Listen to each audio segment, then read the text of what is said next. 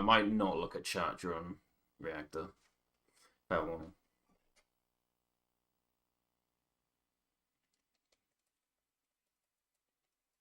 I feel bad, like, a few people come in and try to say hi and it's not saying anything bad. I just feel bad afterwards.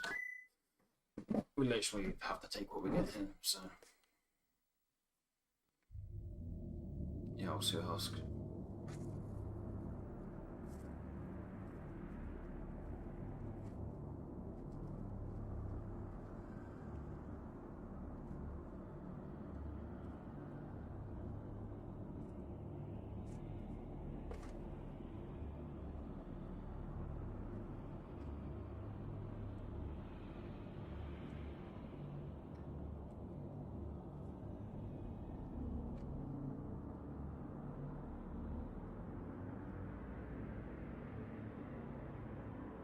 Thank you.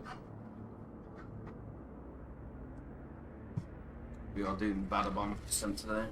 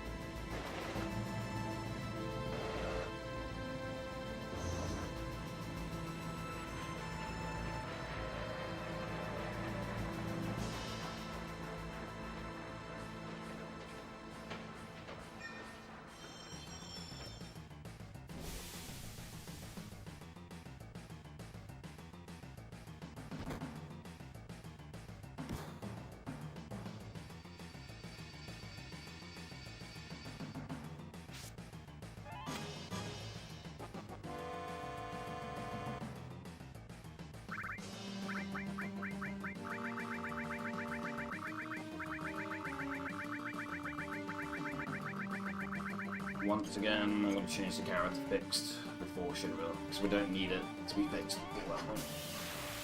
And we have to go into a menu before Shinra anyway, so.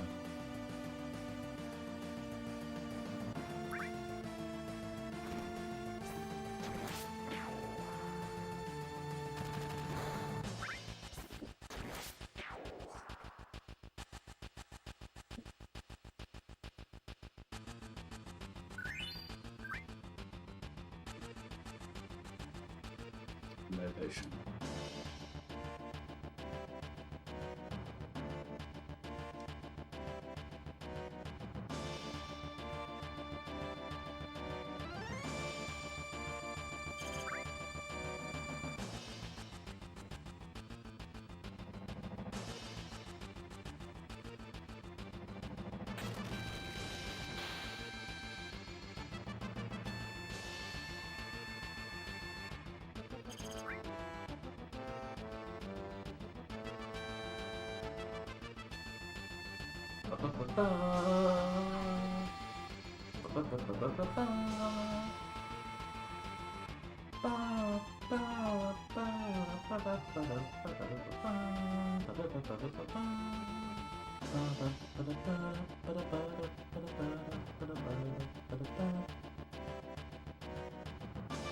$403 high, good. That's really good.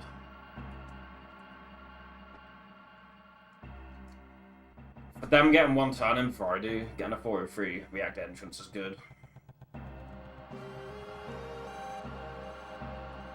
Ooh, free stream streak, let's go. Hell yeah.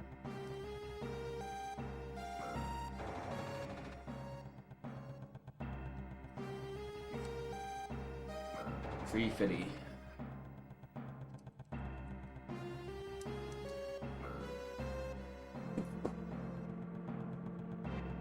Right, cheap.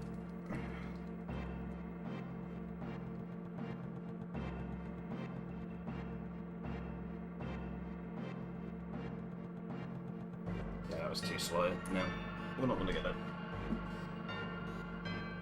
That's all good. We don't need it.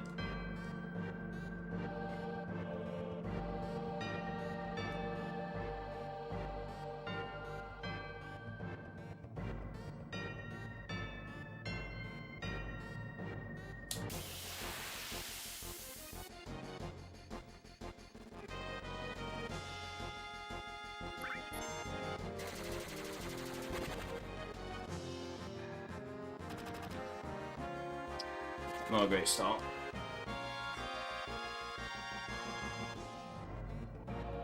But I was the one that decided to put Barrett's attack through there, so that's on me. Can't complain about it. I was the one that decided to take that risk.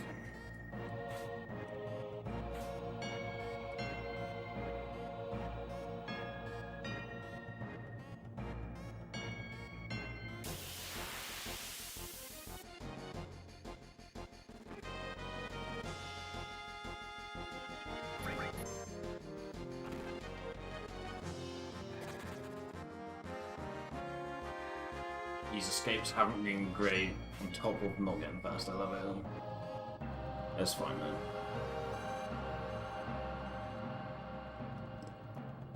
These splits will just be easy to run against for the next time I run and have time for resets. The next time I have a day where I have like cushion, I'll just have nicer resets to run against for those days. That's all this means.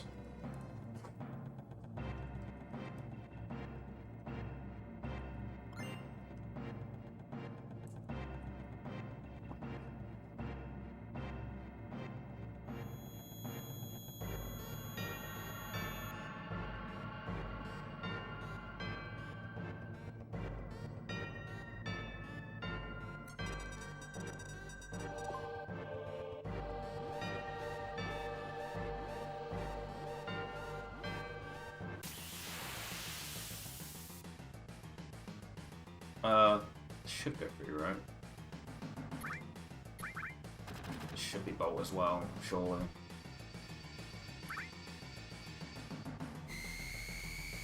What was that, 34? Yeah, bolt. I buffered it correctly. Yeah, I guess the first attack was 34. 33 is pretty close.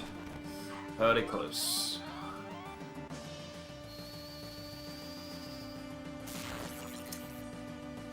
Preemptive attacks is a decent start. It's not crazy, but it's decent. Like, getting any preemptives in is good. Yeah, I think even with a Scorpion Tail, this won't give Barrett the limit.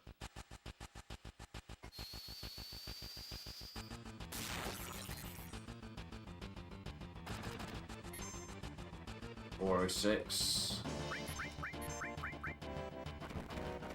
That's a good amount of HP to be on for the last set of actions for Tail Laser Phase. We didn't get limited, which sucks.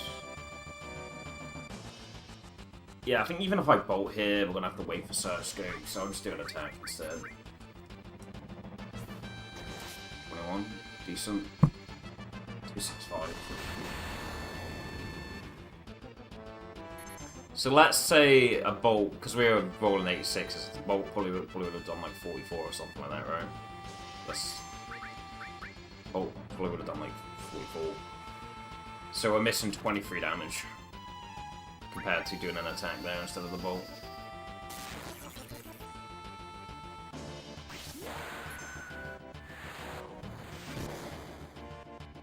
And he's on 35, so doing an attack instead of a bolt there didn't really cost us anything. I'm not going to attack the barrier because his highest attack is going to be 34. There would have been a small probability of him hitting 35, but it's not worth relying on, so just finish with ice.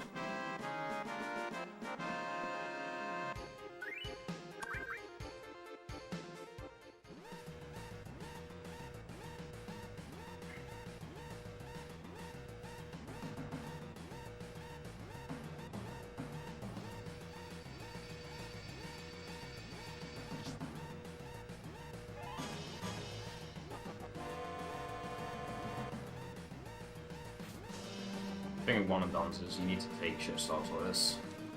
It just is what it is.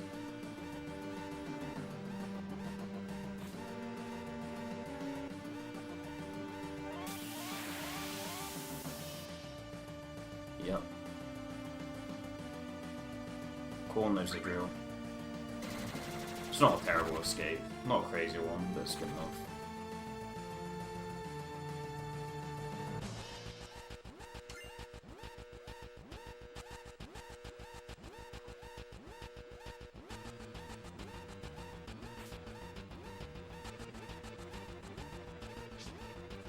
I think that's too far.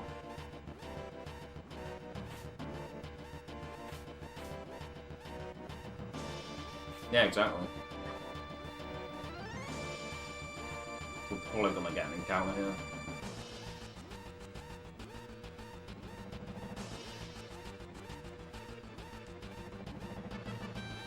Or not. We're probably fine. We might be alright.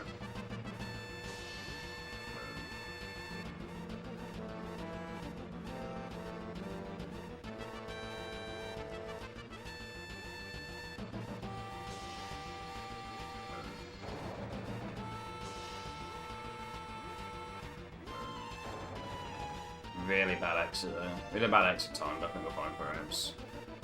11:28. Yeah, that's appalling. We ran Copian last run, was 20 seconds down at Temple.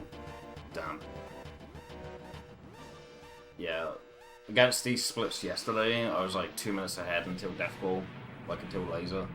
And I got Caleb'd and Manipulate just wouldn't stick.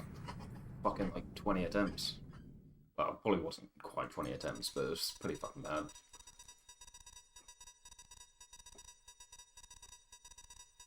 But yeah, for me it's just less so much.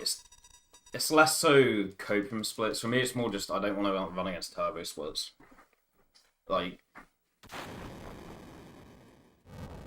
I mean, even in FF9, if you're running on turbo, you feel time you lose compared to turbo splits a little bit. But in FF7 especially, like, you can really just notice how much time you're losing compared to turbo splits, especially in sections like War Market and Junon and stuff like that.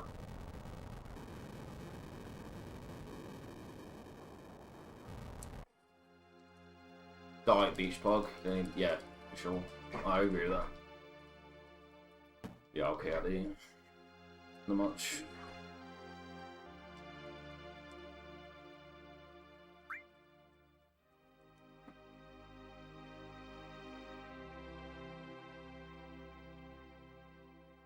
Had my check up earlier, and yeah, pretty much what I thought needed to be done. More or less the same, what they suggested. Couple of things the previous dentist didn't point out. Most of it, I was like, yeah, I knew this already.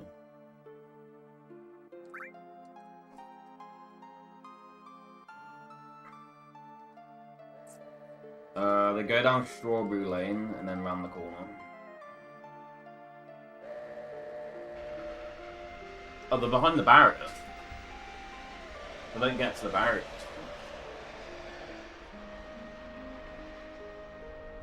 They're people shy.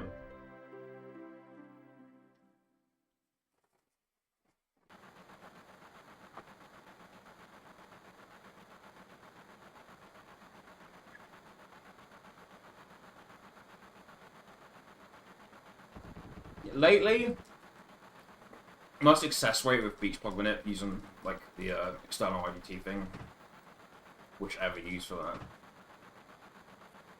Web browser or I split. Like, my consistency's pretty good with it. I'm getting it, like, you do get scammed sometimes. You absolutely do get scammed sometimes. It literally does not feel like it's your fault.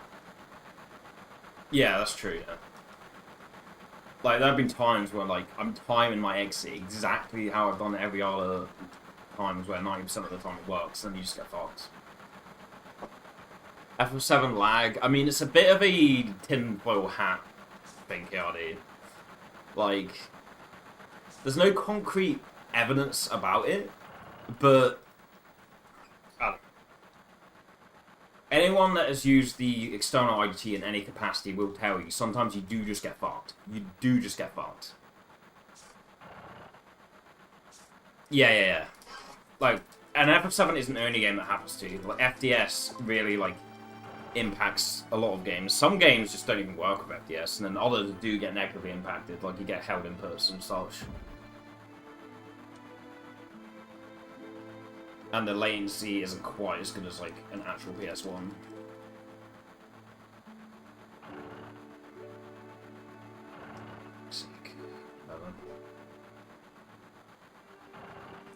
These will just be nice to run against when there's inevitably PBs.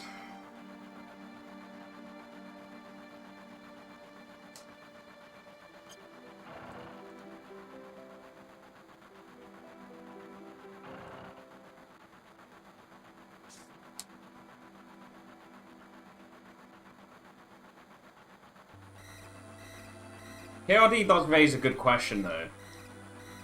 Not that anyone would do this, because even with FDS, like, Fat PS2 is dog shit slow for this game, compared to, like, the Slims. He does raise a good question. Would we still get those same held inputs on a Fat PS2 with FDS? Because a Fat PS2 has, like, actual PS1 hardware on there. It does raise a good question. Because nobody's really tried, because nobody wants to, because nobody wants to play on a Fat PS2 because it's slow. Say yes, but a low rate, yeah. I do agree. I do think it's more to do with FDS rather than the CPU/GPU emulation. I do agree with that. But no one really knows, because, like, nobody wants to play Fat PS2 to find out, because it's shit and slow for this game.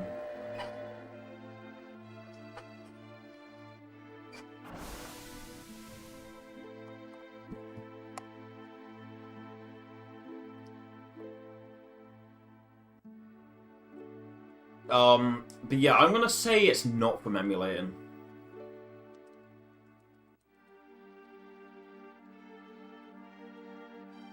Yeah, I mean, it has in the past. That has happened.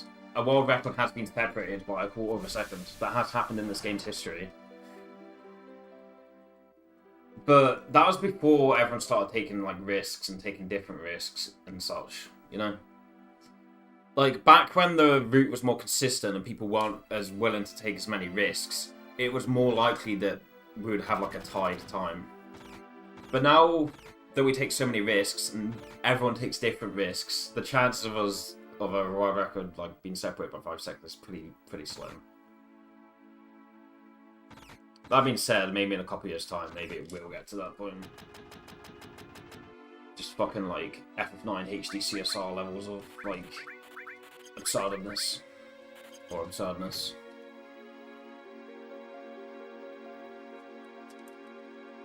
I don't know. Maybe. Yeah, it has happened. Like, someone has world recorded in this game, this category, like, before most of the skips were found, like, by a quarter of a second. It has happened. But, again, like, that was when, like, there wasn't as many, like, route, like, variants as there is now.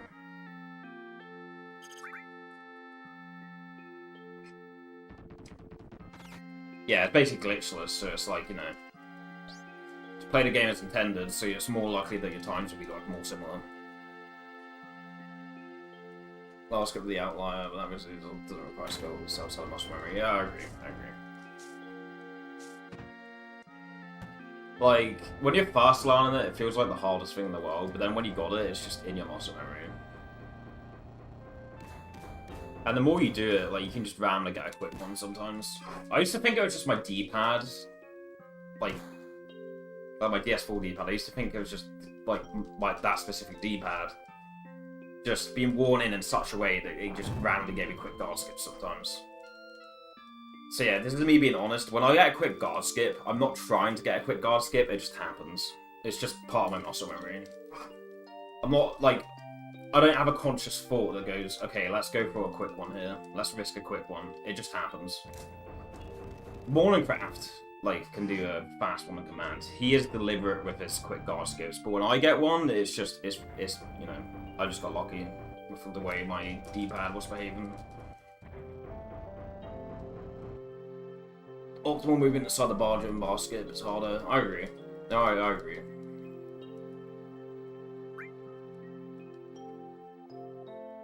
You know how, when people first tell you to learn guard skip, they tell you to go down right like 2 or 3 times, and then do the last part of the setup. You can do that run down right part like only once, as far as I know. You only have to do it once. The extra times are just to make damn sure that you're in that position. But you can get away with only doing that part once and just finish. But I always do it the baby way. Like I go into guard skip with the thought process, of I'm gonna baby this. But then sometimes I just get a quick one. Sometimes I'm just bound to get a quick one. Oh yeah, that's it, yeah. Once it's the set position and the other to get the second pixel. But sometimes you try to like adjust to the second pixel, like to get to the second pixel, and you just go through. You just slip past the guards. And I've looked at the D-pad, I've looked at my input display, and I've watched the VODs back. I still don't understand why that happens sometimes. Sometimes you will go to align it to the second pixel, and you'll just slip past the guards and you're through. Like maybe a ghost input, yeah, probably. And when I get a guard skip, like 75% of the time when I get a fast guard skip, that's what happens. Like I try to set up to the second pixel to get the second pixel, and then I just like slip past the guards somehow. I'm like, oh, I guess I got a quick one. That's cool. But yeah, I do agree with Korn. I do think it's FDS related and not emulation related. Because on DuckStation, RetroArch, whatever the fuck you use, you do not get those same held inputs. I think on BizHawk you do, but I think that's more latency of the emulator. But yeah, I think that's more related to the latency of the emulator itself when you get a held input on BizHawk. But like, DuckStation, RetroArch, Rearmed, like, you don't get those same held inputs the same way you do on PS2. So I don't think it is an emulation thing. It could be. There is a chance that maybe the way PS2 emulates PS1 games maybe specifically does have that negative impact on FF7. I'm not saying it isn't possible, because the emulation PS2 users is different to the emulators we have on PC. So I'm not saying it isn't possible, but I would, you know, if you had me at gunpoint and said, okay, what's the reason for the held input? I'd be like, yeah, it's fastest speed. It's certainly fastest speed, and the way PS2 does its fastest speed. Or the way PS2 implements fastest speed. But yeah, again, if you use FDS settings on emulator, you don't get those same held inputs, but PC emulators handle the FDS setting differently to like how a PS2 does. Because a PS2 is doing it with like an actual disc, rather than just like, you know, emulating an ISO. And like emulating a disc being in a drive. There's no actual disc there. Or at least not usually. Other than anyone who speedruns an emulator with the disc in the PS2. Or in the PC drive. Can, but don't anyone who speedruns that way. I'll do it.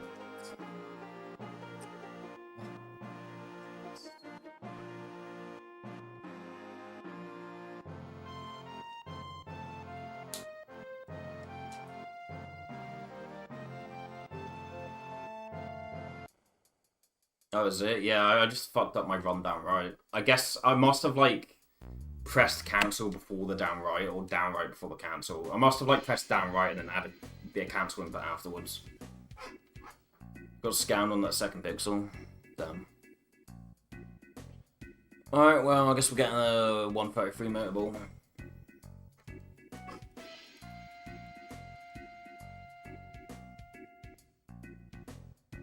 This is a far cry from the 2237 I had yesterday, but...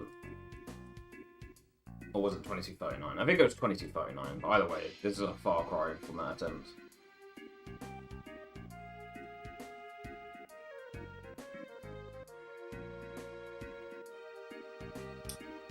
I might not have got scammed there. I might have just like added my cancel input after holding them down right by like a couple of frames. That might have been what happened. Even taking desperation ones as I was playing on skip now. Yeah, so yeah.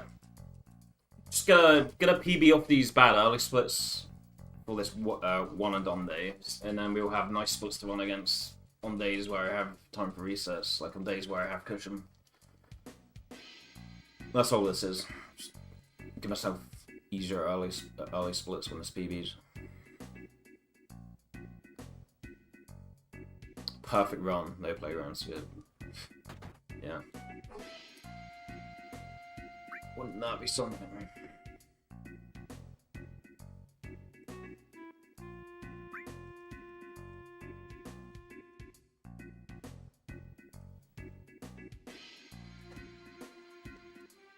Perfect run, no slap skip because you're on Dr. Masher. Smilers.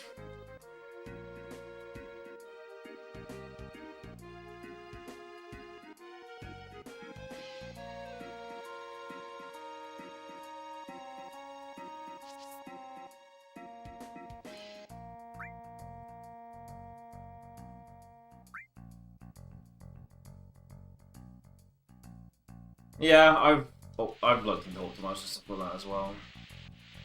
Mostly, like, you know, when you land, like, holding square and buffer in a specific direction. Mostly that, but I have also, like, done some, like, small tweaks for, like, just traveling to specific spots. I have looked into that before.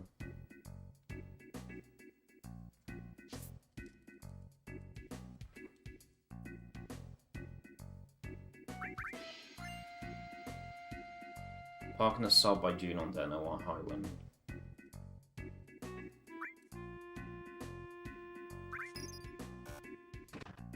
Oh, really?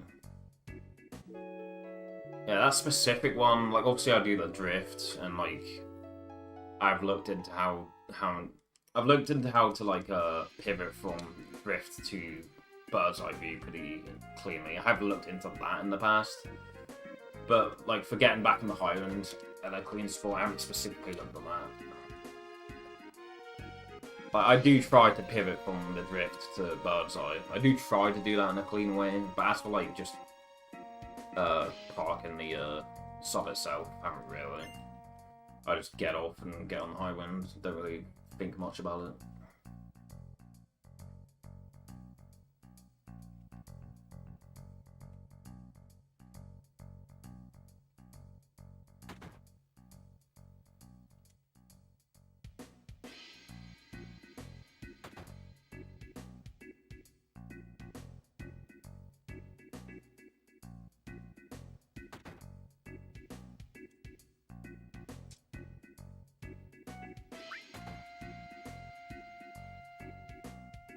That was close. 407. That is my fastest bar skip since coming back to non-turbo. I get 404 for free on turbo, sometimes 401, but in terms of non-turbo, or at least since coming back to non-turbo, 407 is my fastest bar skip. Or fastest bar skip segment exit time. I think I used to get like 4 or 5 back when I used to use when I used to use this for runs. But this is really good for mashing. The analogless PlayStation pad. I used to get like 4 or 5s on that, but I don't trust that D-pad. It's a really good controller for mashing, but I do not trust the D-pad. Like, ow. One more second, my bot. Yeah, no, I know. I know about the more my basket. I remember seeing Brutal adopt that when he still had like a 730 or something. 716, whatever the fuck it was. I do know about the more optimized basket. I'm aware of it, I'm just too much of a bitch to do it. Like, you close some text boxes while you're running back to the spot. I know the gist of how you go about doing it. I'm aware that it saves a second, but I don't know.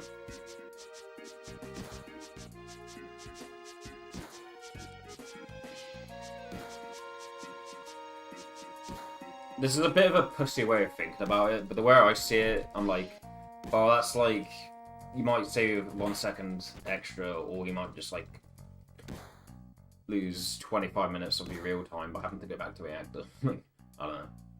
It's kind of a bitch way of thinking about it. It's not in the spirit of RTA, it's not in the spirit of speedrun. That's a bitch mentality right there that I have about it. I'm like, yeah, it may save a second, but I might lose 25 minutes by having to go back to reactor. But yeah, but that is how I think about it. I am a bitch for thinking that way. I have to hold that. I do have to hold that. on the table, doing options around the door while textbook plays. Only do one box still out of laziness, do one by the TV and that's it. Yeah, fair. I could do that. I could look into doing that. But the standard basket currently mine's on how they used to be. Like 407, that's not a terrible exit time, but the skip itself I'm being pretty sloppy with lately. Yeah, that was a decent exit time, but that's not because of the basket. That's just because I was mashing slightly faster than what I have been like the past few days. You know, my bar skips aren't what they are when I'm using a dual shortfall.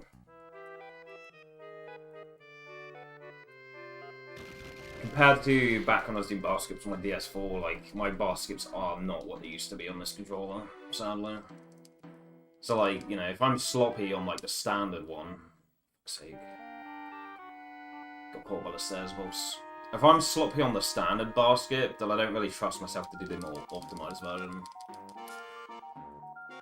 Dr. Masho cheese.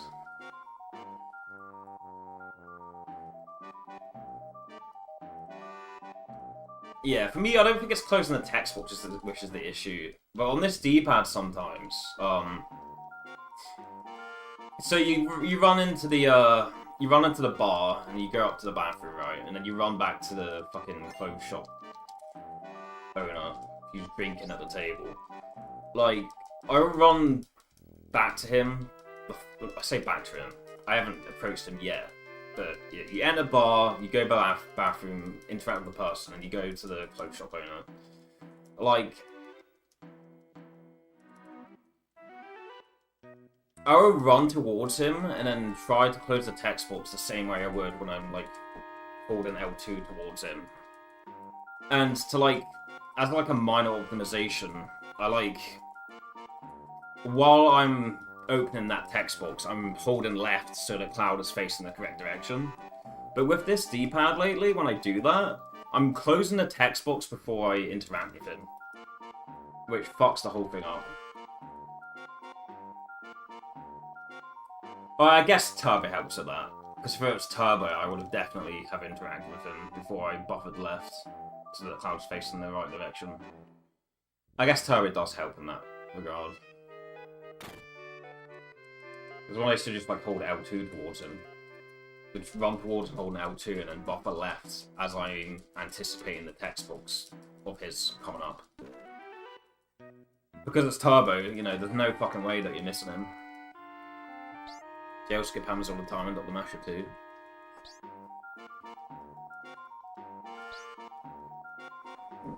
So when I'm running Turbo, I don't know about you, but on that split, like the elevator Gunner Brothers split, I either get both the encounter skip and the paralysis dodge, or I get neither the encounter skip or the paralysis dodge. I either get both or I get neither.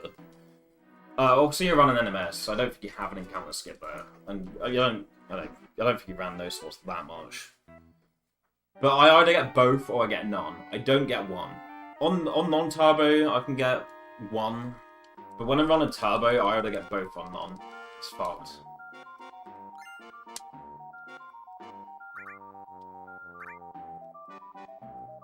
Exists by bio? Yeah, that's the one I'm talking about. On that split, I either get both the encounter skip and the paralysis dodge in prison, or I don't get the encounter skip and I don't get the paralysis dodge. I never get one or the other. It's always I get both or neither. Which makes run against that split super fucking annoying. Just like... Yeah, I can't even save a medium amount of time here. I have to save either a lot or just break even. Yeah, right when you run around, yeah.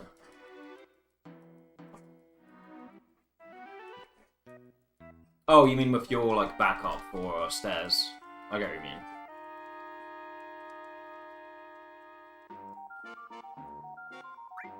Okay, Cloud rolled 21 until this phase of his attack, so I probably don't need to remove material here. I am going to go into the menu to put this hype on, and you'd think that maybe if I'm going into the menu to put the hype on, that maybe I should do both, but we're already losing an annoying amount of time here.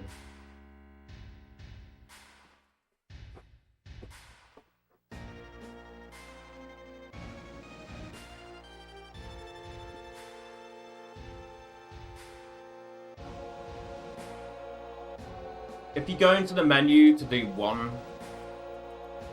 Okay, so either put in Hyperon Cloud or remove material. If you do one of those things, you'll lose 5 seconds.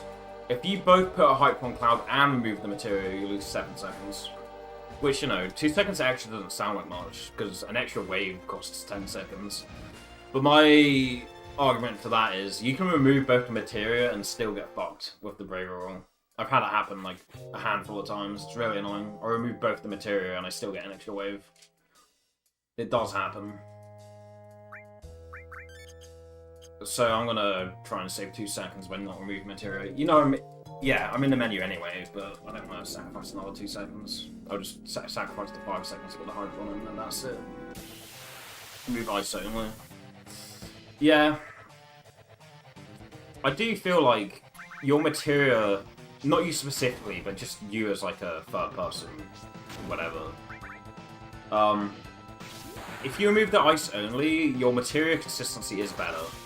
I do feel like your materia does get messed up more if you remove both. I do think that is a thing. Juicy Rufus menu reflects your NMS strats, and also, yeah. More comparable to how you do it in NMS, and your materia doesn't get as fucked up. I do agree that if you just remove ice, like, it makes your materia, like, generally, most people's materia routes, it'll be a lot more clean than if you were to remove both. Removing both a lot of the time is kind of, like, icky. It does make the materia positions a bit more annoying, like, certainly.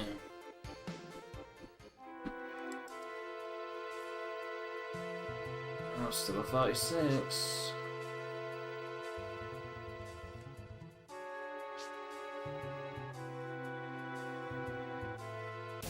These will just be really easy splits to run against for days where I actually have time for resets. That's all this is. These will be super nice to run against.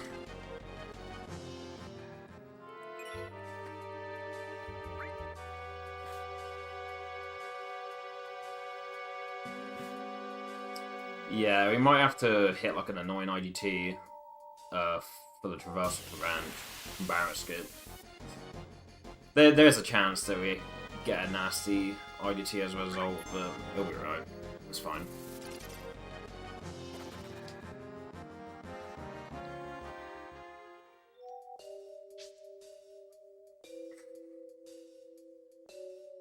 Besides, if we keep this bad pace up, that means I'm justified in skipping the water room. Weird. Probably not going to do that, but if I have to, and the pace is still the shit, then I have an excuse to.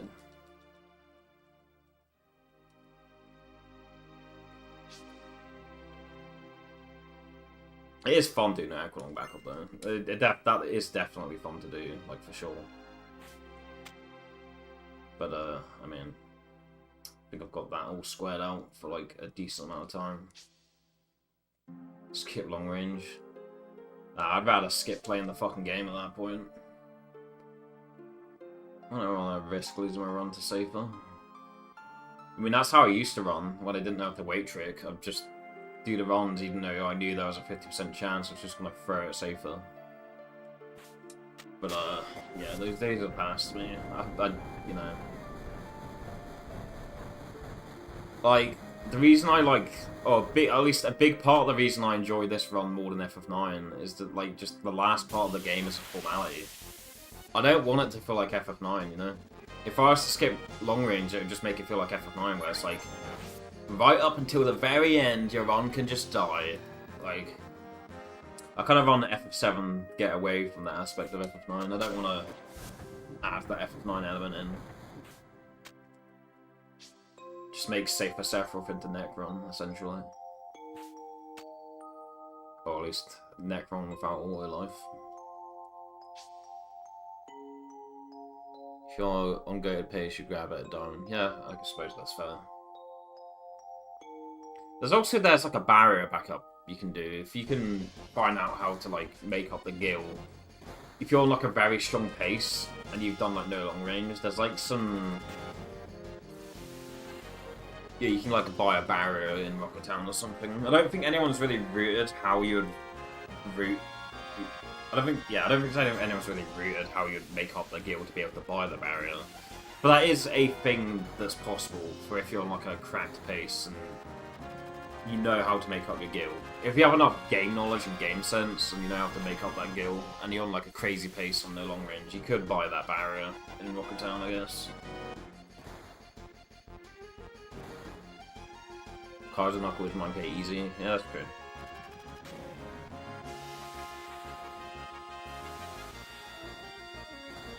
I think maybe going to Rocket Town to buy that barrier is more worth it than potentially fucking up your steps.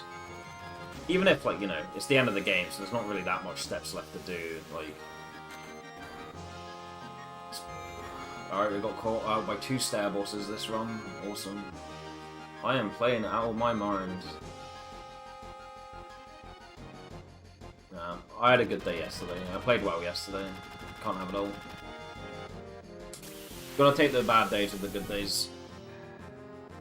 That way your bad days become not so bad days.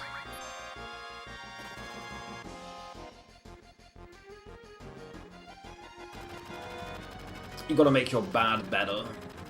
Or at least if you have the time to do it, which I do right now. Provided I don't die to anything. Gotta take the bad with the good. Improve your consistency overall. If you have enough free time, which I do right now. I don't have anything else going on today, so... I don't have any other obligations, so... It's gotta take the bad with the good. Yin and yang. Alright, I think I got 1 Braver, which is why I put Hyper on Cloud, because that Apps was my first Braver. He's hypered, so I'm not going to attack here, because, if he's hypered, yeah, his limit fills up faster, but, his dexterity is reduced by 5%.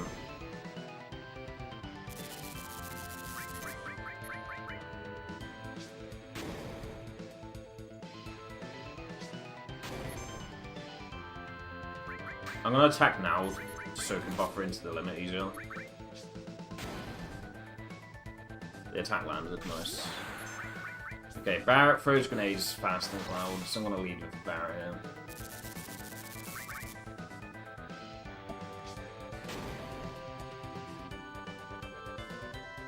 This isn't even a 42 Reno, is it? It's a 42 kill, but it's not a 42 split. 43 Reno. Fucking hell.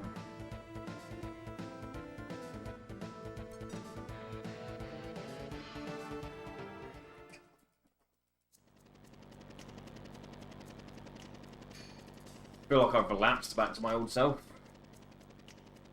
Back to the days where I got a 42 Reno and it was an event. Holy shit, a 42 Reno! Oh my god, this fun is crazy! We've relapsed back to that state of being this attempt, it seems.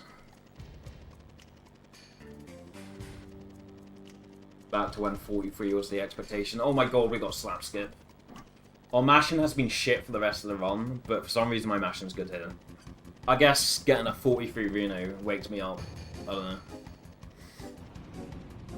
It's like, oh my god, that's terrible. I need to mash faster to make up for that.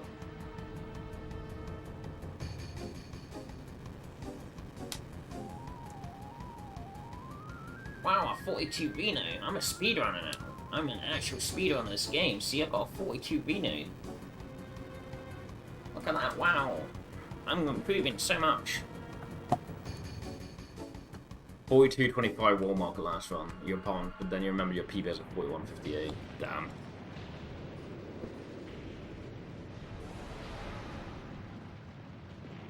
Yeah, I can't believe I used to get excited about getting 42 Renos, and I get a 43 and it's like the worst thing in the world. When back in like, I don't know, late 2022, it was like exciting. It was the expectation I got a 43 Reno, and now it's like, nah. You got 43 Reno, just like happened up. That's how it feels. A low 57 C line, fucking hell.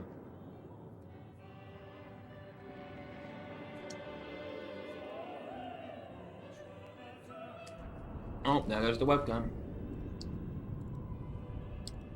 But yeah, that's the first time we've had slap skip in like over a month, I'm pretty sure. Granted, some of my attempts have been CSR where you can't get slap skip, but still.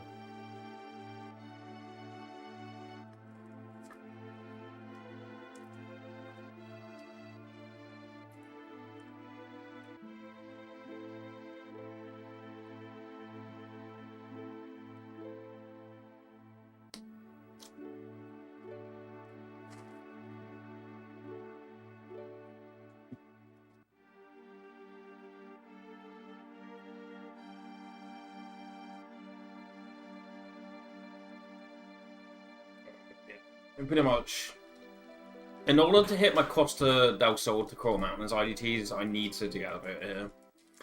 With how shit that Reno was. With 43 Reno, I definitely need to get a full elevator in it to be able to hit those IDTs. Our IDTs only go up to like 204.59. So the only way you hit those is if you either get a crazy run with stairs, well, not crazy, but like you have a decent early start with stairs, or you do elevator. Otherwise, you're not going to hit those IDTs. I've looked for those sheets on Acepha's GitHub. I can't find them. Yeah, like I can't find the sheet that they use to generate it. Because I've generated my own IDTs for like other reversals, but I can't find that specific script listed anywhere. Doing it now.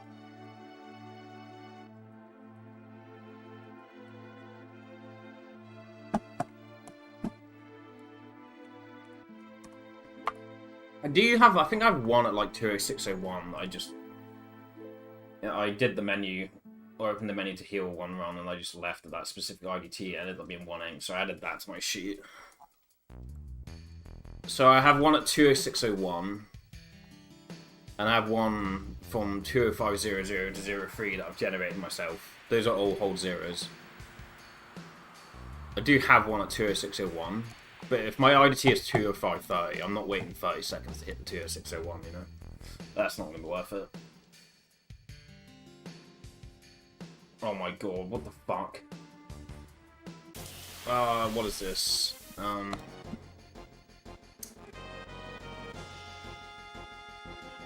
this is 21. We were past the white line, so...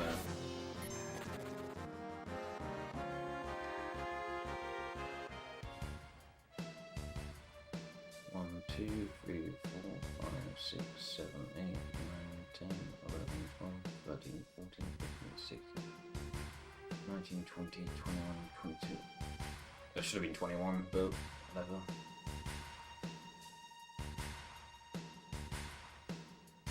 For Mighty Grunts, we're going to have to like really line up with the bottom of them to save as much movement as we can. Probably.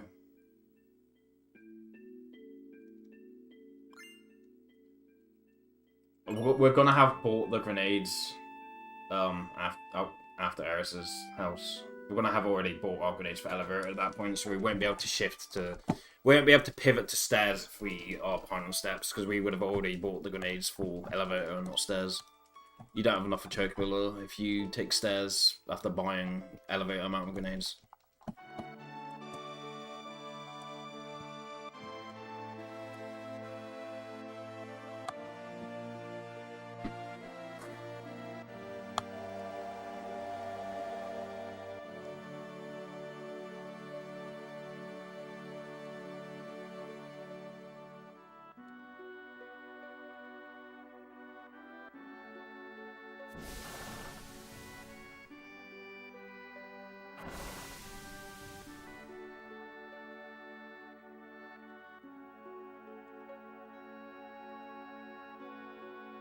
Okay, I saw the glow, or at least I saw that section of the screen. It moved up a bit, so there was no way there was a phantom glow there.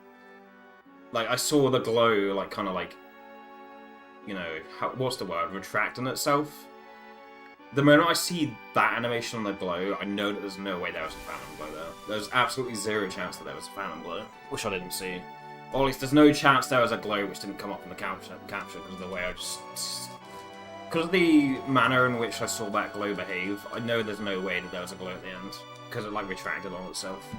So I don't need to check what the results are if it's a glow at the end. I'm not going to bother to check those. I'm just going to go by the results I've seen. Half the time when I track, or when I track the values, I have like a separate sheet in Google Sheets where I can check what the results are if there's an extra glow which I didn't say, or if the last glow didn't actually happen. But this time around, I know for sure there was no glow at the end there. There's no way there was a glow at the end there, because it retracted on itself. Normally you're not able to see that, but with my filter I can see that. 1, 1, 1, 3, 1, 1, 1, 3, 1, 1. 1, 1, 1, 3, 1, 1, 1.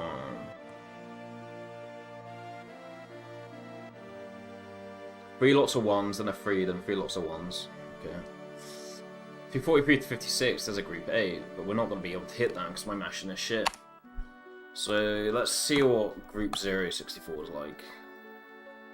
It's not a whole lot of lenience on that on the 2 world market screens, on the 3 world market screens. It's not a whole lot of lenience there. But maybe we should aim for 3:15. What's that like? There's a delayed 2 frame at the end. That's fine though. Yeah, let's do 3:15. 13,221.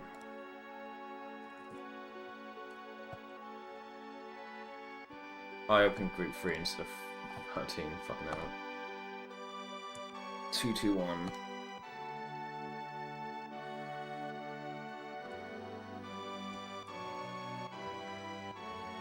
My god, my mashing has been horrendous. I can already hear this part of the track. That's how we know it's bad. I can already hear that part of the track.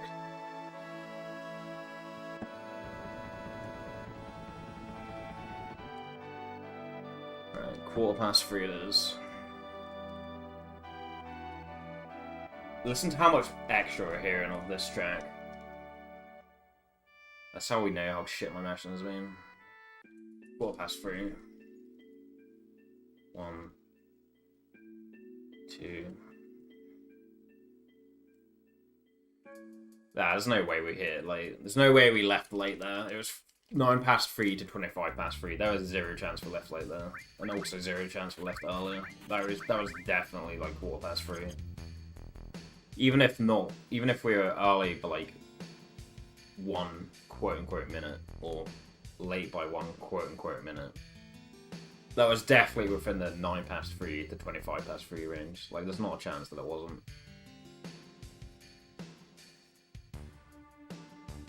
Alright, we're past the crack.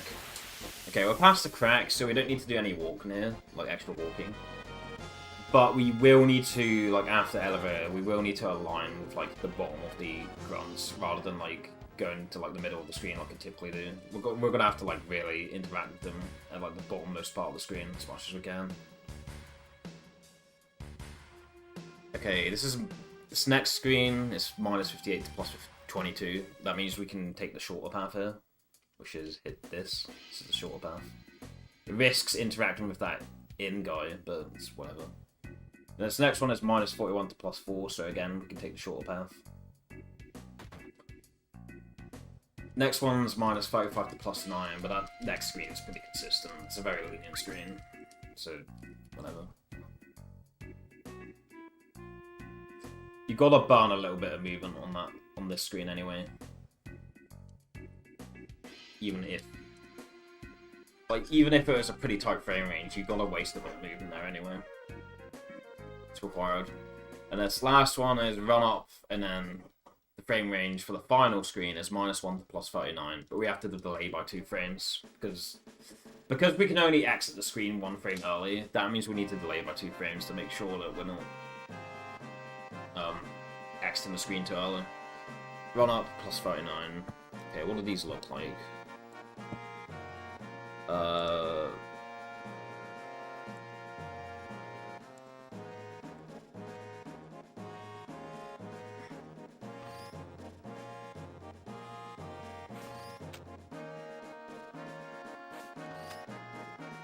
+2 has a stone in it at position 6, which is an easy position for me to hit. However, last 2 attempts have been, I've hit a frame early and I've hit it on frame, which means we might hit a frame late compared to what we're aiming for, so I don't want to hit that one in case we're a frame late.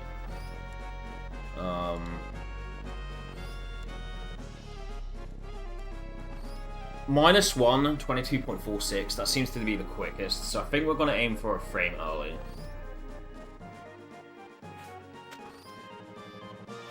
Good thing about this group with this list, it goes from -2 to +2. So I can aim for -1 and be a frame early on the -1 and still hit one at floor 17.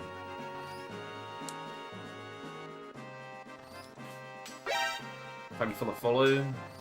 Okay, this next one I think I can't see the sheet anymore because I'm looking at the group 13 sheet. I think it's -1 to +39. But because it's -1, we have to delay 2 frames before we exit the screen, which basically means we just hesitate briefly. Delay 2 frames is pretty rare. That's all we gotta do for delay 2 frame. You just release, like, briefly, and then you just add the inputs again.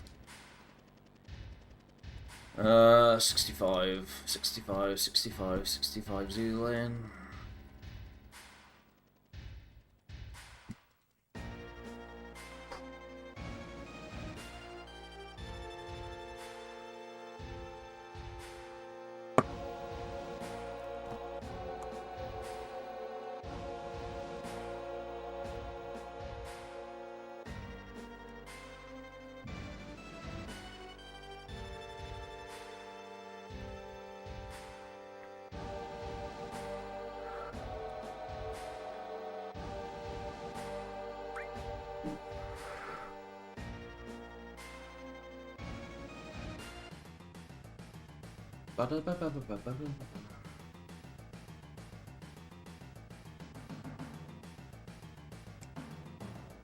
I didn't menu. Fuck. Okay, they're both gonna get their turns. Whatever. Bad ATBs anyway. We had shit ATBs anyway, so they probably both would have gotten their turns anyway. That's the cope here.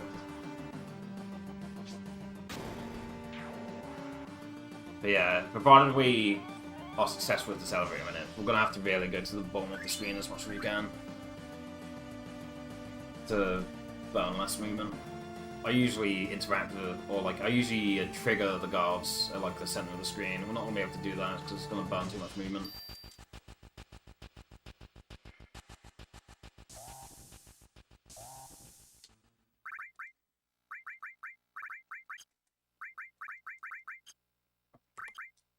Oh, for fuck's sake, I hate when it happens. We have to stop the flow time and make sure it's stopped. Hate pressing circle into the back, it's so fucking annoying. Whatever, they're on shit anyway, it's not like it matters.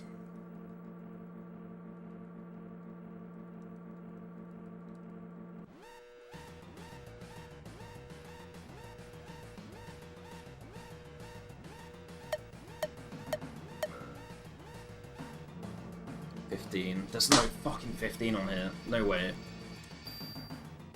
There's 115. There's 115, but it's like 10 frames late. There's no way we hit that panel 10 frames late. There's no fucking way in hell. So we probably just didn't make the group.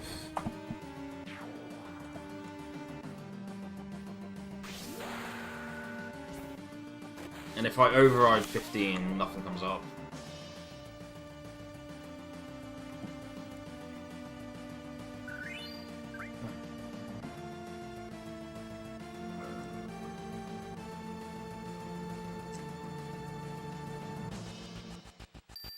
$15, 27.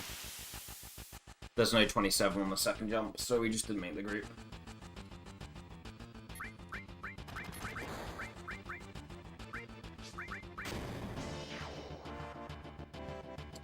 We just didn't make the group. I'm not sure what went wrong. Might have been the last warm-up screen.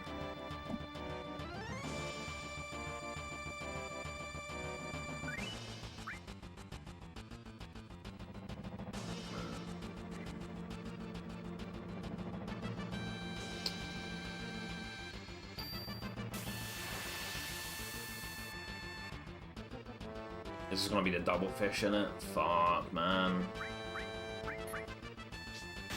Cloud's hypered, but fuck it.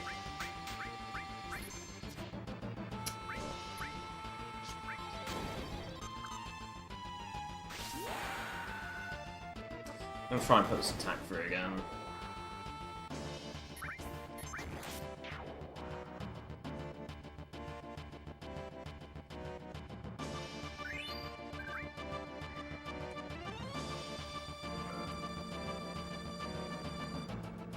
That adds up to 11, 4 and 7. If it adds up to 11, you get Heater.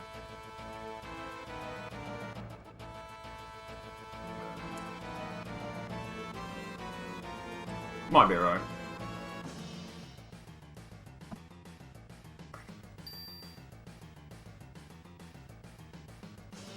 We might be okay. I mean, we're certainly going to get a level 12 Cloud. But in terms of grenades, we might be alright. No, I don't think we will be. We're gonna have 43 grenades. I feel like you need like 46 at the end of this fight. No, I'm thinking about my PB. My PB had 46 at the end of this fight. That's what I'm thinking about. I'm thinking about my PB.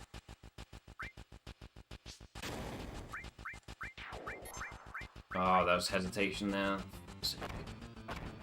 Probably gonna get a second extra action.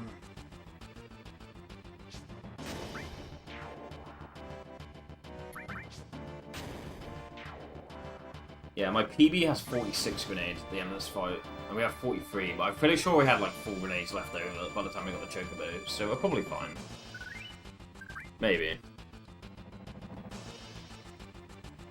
Yeah, like I said earlier, I said it was going to be a 133 mobile, and it's looking like that might not even be a joke. It might even... Yeah, it might actually be a 133 mobile. Could be very tragic. But yeah, again, easy splits to run against for next time. We're at 2 Bravers so far.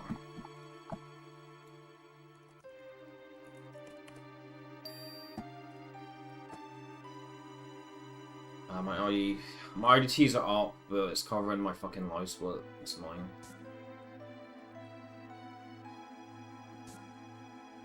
I need to stop doing that, bro. You can't be pushing your luck like that. You've gotten lucky like 5 times in a row being slightly to the left there. You can't be doing that. You gotta be more to the right.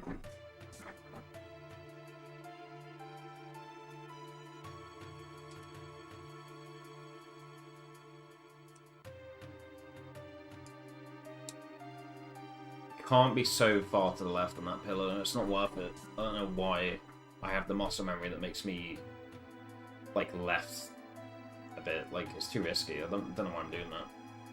You have to be more to the center. I think I'm just like, I'm so burnt by getting caught when I'm like too far to the right there that I feel like my brain's just like, okay, stop a bit more to the left. But that's still risky because they can still see you if you're a bit too much to the left.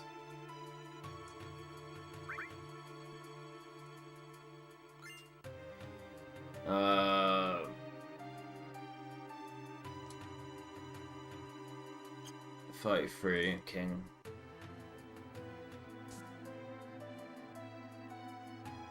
So we used 1 Brave at Apps.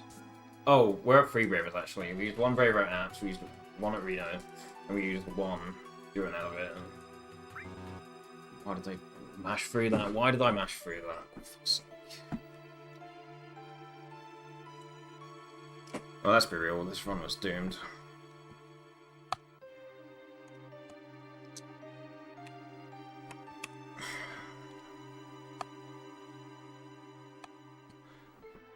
It was King. King is second option. I don't know why I was mashing through.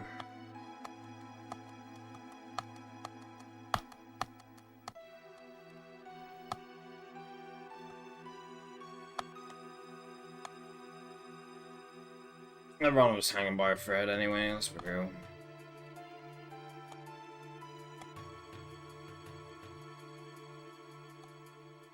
Thank you for the good luck shoe. Thank you for the good luck Lumbo. Oh, Zurif, thank you for the follow. So I wasn't looking at chat. I didn't, you know, I wasn't saying like, oh, that's just some rando who followed. I just wasn't looking at my OBS, wasn't looking at chat. I was looking at my sheets, so I couldn't see who followed. But yeah, welcome, Zuriv.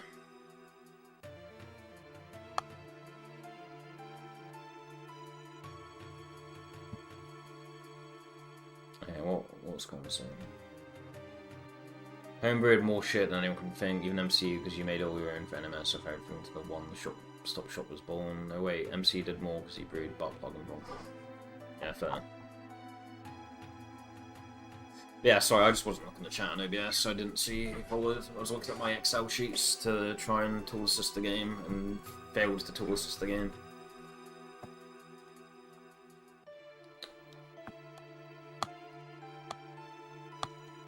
Right, that attempt was fucking dreadful.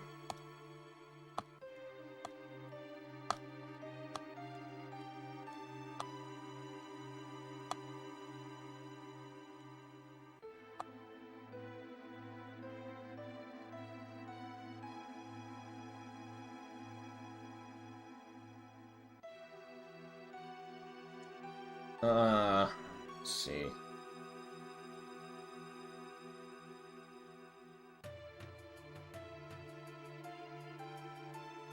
$418. Basically 420 if I was to play from where I got up to yesterday. Which I have time for.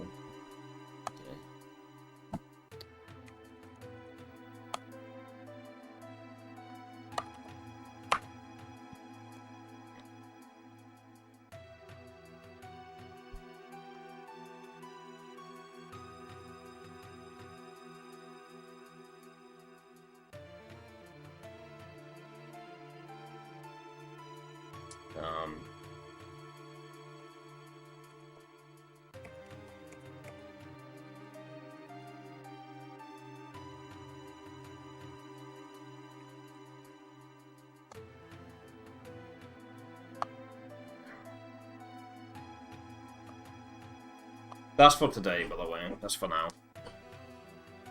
Let you guys decide while I eat the rest of my food.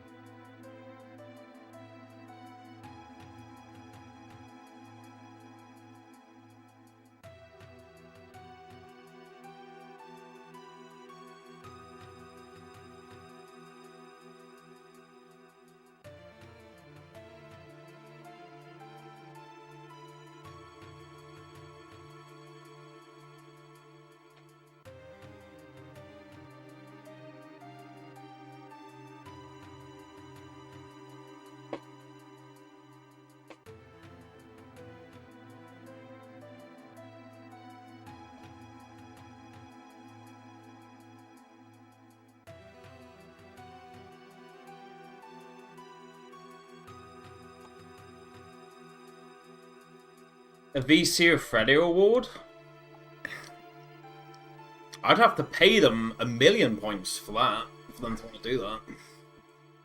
More like I'd have to pay them to do that shit. How do you guys like the sound of being in a voice for someone where you can't just chill and practice and focus on something else and just enjoy each other's company? You have to constantly respond to them say your name every 20 minutes, for them not to have any reason other than they want to get a quick dopamine boost of you quickly acknowledging them and nothing else. It's Okami, Okami, Okami. It's never for any reason. It's explicitly just to validate that he can get my attention, so he can get a quick dopamine burst of me responding to him saying my name. It's literally for nothing else. So I can't sit there and practice the same way I would in other voice chats. I can't sit there and watch anime because he'll mock the Japanese that's in the anime, or he'll mock the cringe that's happening. I can't focus on practice or like lock in on anything. I can't just like chill with him the same way I can chill in any other voice chat. I have to be ready to just respond to him saying my name every 20 minutes for no reason other than he wants my attention, and there's literally no reason for it.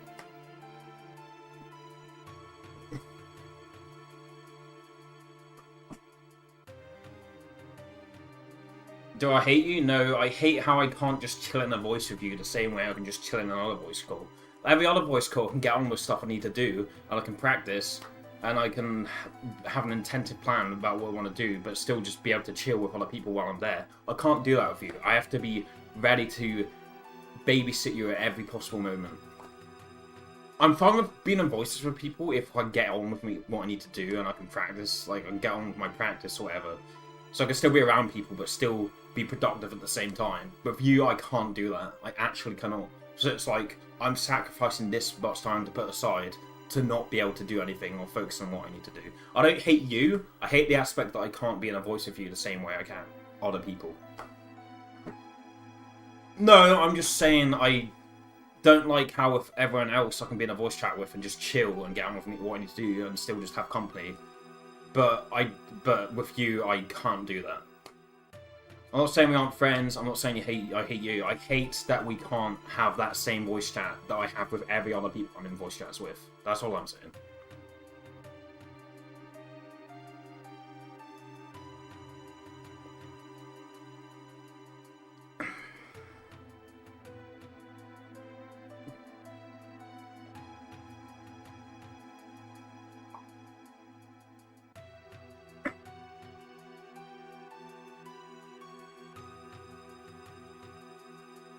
That's fine. That's perfectly fine. No, because like then I don't have to hear it from focusing on something, and then when I get done focusing on something, I can tab back in and be like, "Oh, Freddy's messaging me." That's perfectly fine. It's just having to be distracted from what I'm focusing on. I do not like that. I like to be able to be productive while I'm like. I enjoy having company, but I enjoy being able to be productive while I'm having company. If that makes sense. I hate wasting time. I am a slob, and I'm really shit at getting up in the morning, but when I'm awake, I hate not being productive. I literally hate it. It feels like I may as well not even exist. I have to...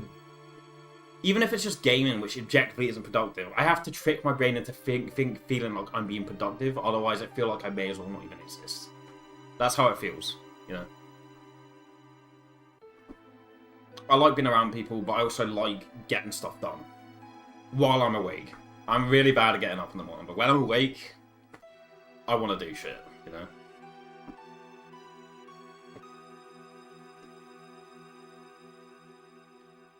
I chill when I die.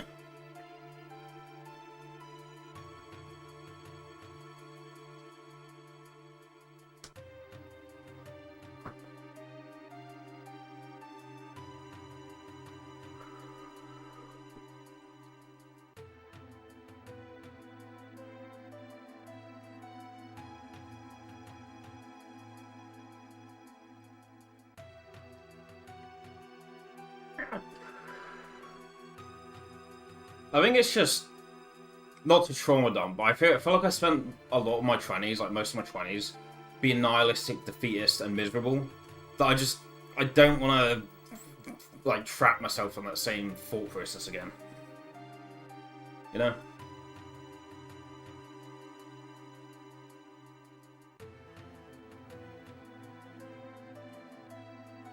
Like, hustle and diligence, there is a toxic aspect about it. Like, some people are toxic with the way they impose that on others. It can be a toxic thing just to be always wanting to be diligent mode or hustle coded or whatever. That can be a toxic thing. But the way I operate, I am happier if I feel like I'm getting stuff done. That's just the way I am. If I'm chipping away at something, then I'm feeling good. Really think I'm a solid streamer? Paid chatter. Paid chatter, everyone. No, I'm glad you feel that way, though.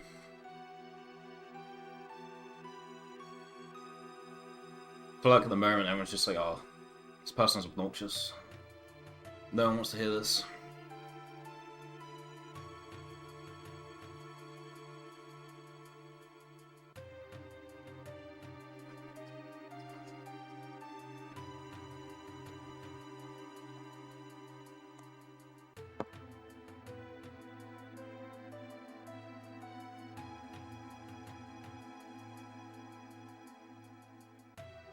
Yeah, I mean, and Shizzles could just get banned at any moment.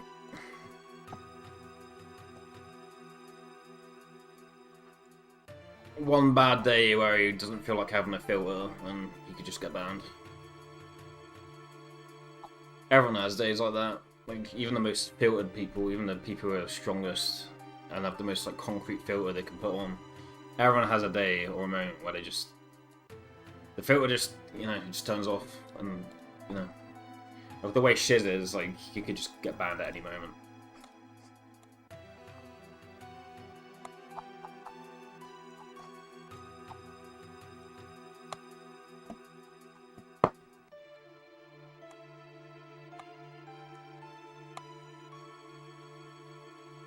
But yeah, the TLDR is, I miss being able to bore myself into practicing.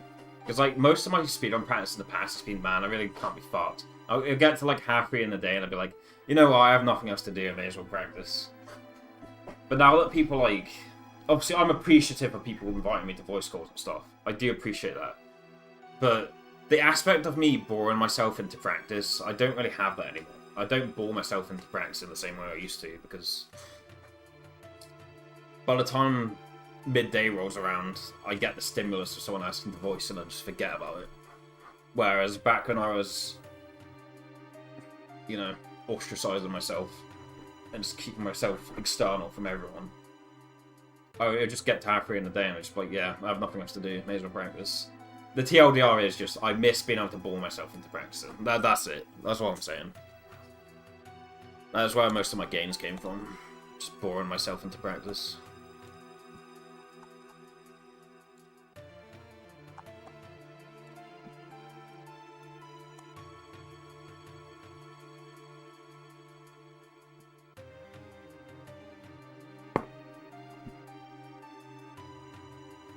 You maxed out?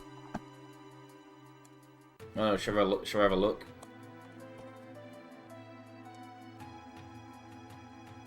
Let's see, there's nothing sausage on my screen here, I don't think.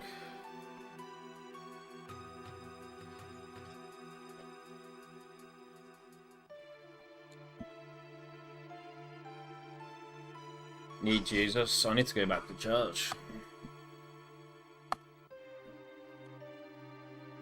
That's true. You neglecting doing that.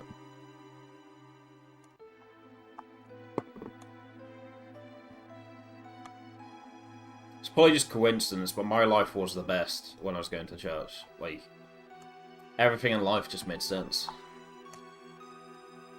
Most likely just coincidence, but I don't know.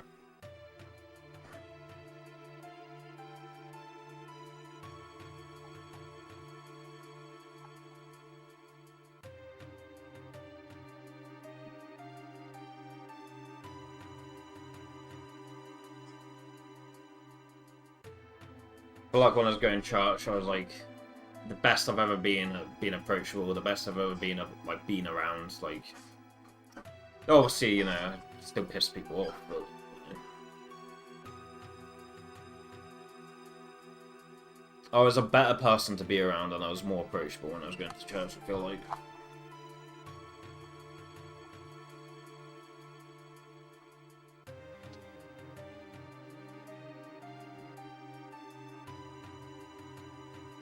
Then I went into higher education and I became nihilistic.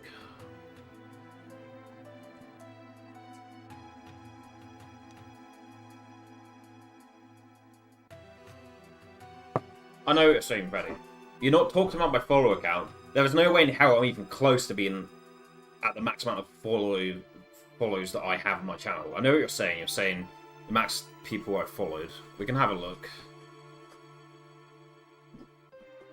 It's hard to be old in church. Yeah, that's true. You'd be like, oh, you're 30. Oh, you don't have a family? You work part-time? You're committing all of the 7 deadly sins.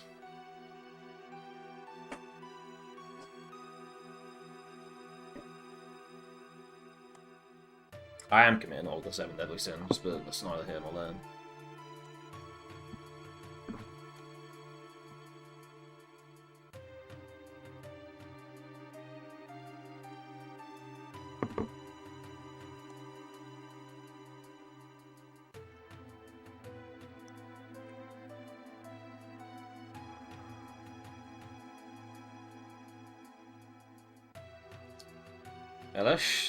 Yeah, there doesn't seem to be anything sus here. Let's share my screen, whatever. You asked about it, we've got time. I don't have any time. There's no time left to do more vanilla attempts from the first split, so we've got time to dick about a bit, I guess. Dads have to sit through hearing someone younger or...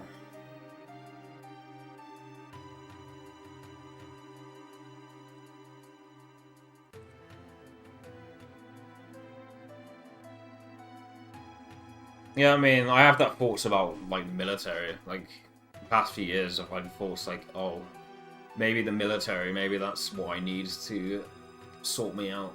But I'm like, imagine having to, like, you know... Imagine having to kneel to someone who's, like, a fucking zoomer, or, like, fucking, like, 19, 20 years old or something. Like, I'm too impertinent to do that. I would not be able to show proper respect to someone that's like 20 fucking years old, you know? Like, I can't do it. Even if they're like, you know, got moved up 2 years, have a master's degree by the age of 20, halfway through their PhD, like, I'd still, in my head, they're still a fucking 20-year-old. Like, I just can't do that. Like, that's, no. That's too degrading. I could not do that.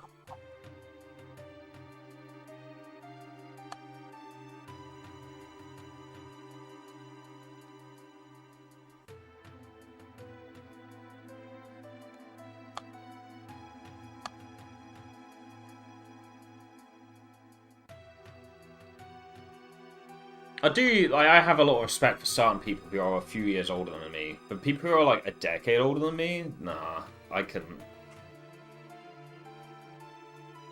Like, you know, in speedrun, there's like, you know, there's people who are like almost 25 that I look up to, but people like younger than that, nah, I don't think I could. It'd be too degrading.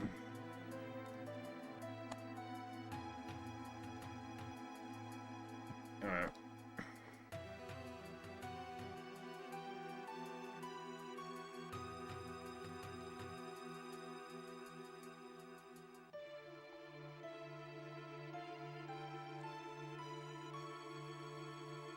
Not sure. Okay, so let's say I'm following about like what, 200 people tops. Let's see. This is like 10. A block from here to here is like around 10, right?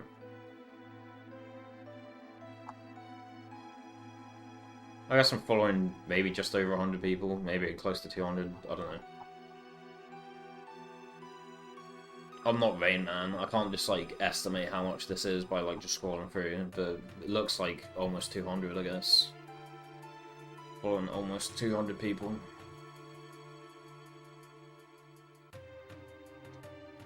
One part of my brain is like, this is 100, and the other's like, this is 200. Yeah, let's say just under 200 people I'm following.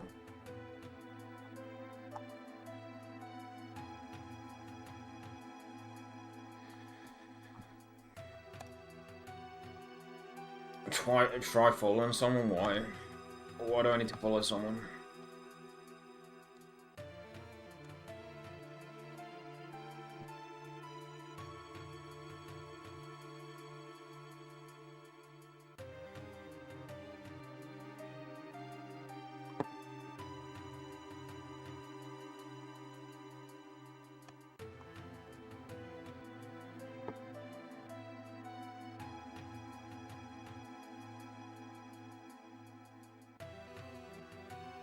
Who would I follow even?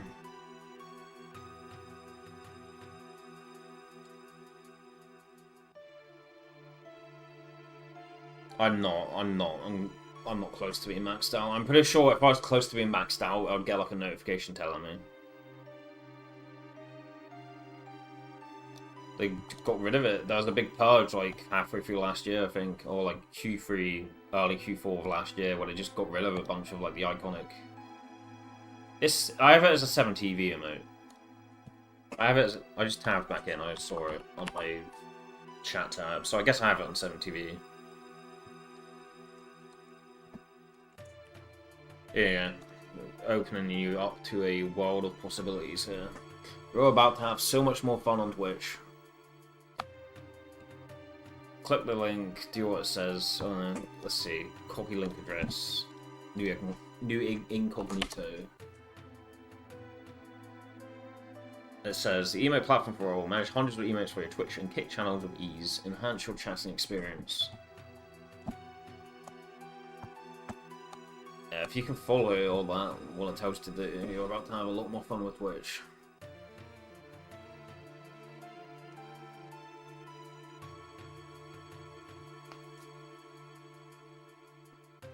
Potentially fry your brain with those animated emotes the same way people do like doom scrolling TikTok.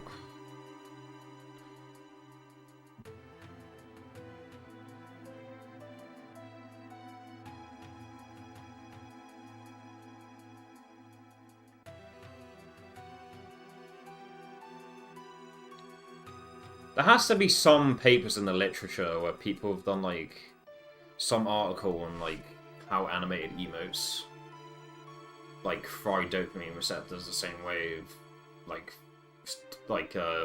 TikTok does. I don't know.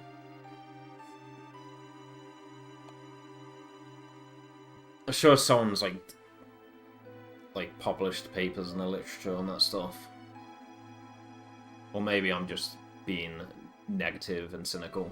But I do have fun with 7TV. I enjoy 7TV. It sparks dopamine in my brain. It does make me happy. But there is probably potentially negative side effects of 7TV. Or just animated emotes in general. But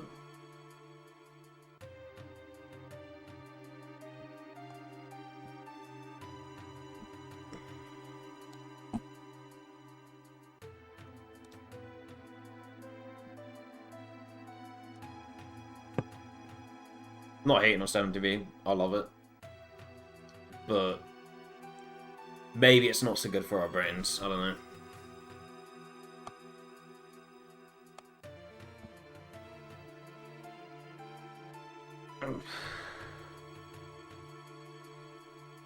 So let's see, MK to Final Showdown, that's like what, 418, let's say. I can do that.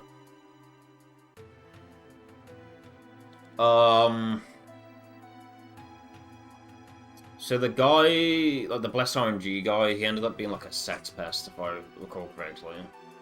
Can't remember exactly. I don't remember him being a nonce, but I do think like he was like a sex pest in some capacity. So they wanted to disenfranchise for him. He was yeah. He's redacted.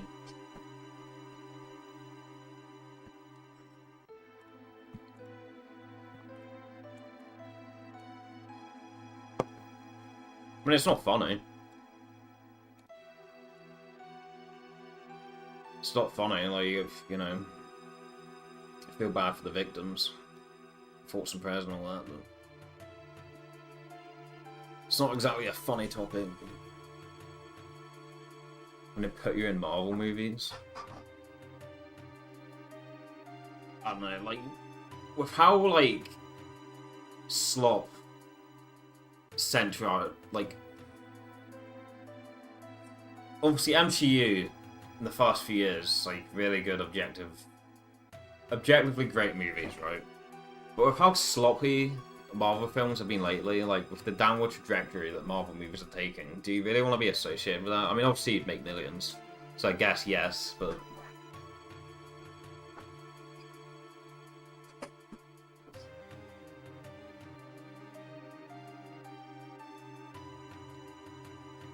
many Freddy haters. I mean, all due respect, but you don't exactly do yourself any favors.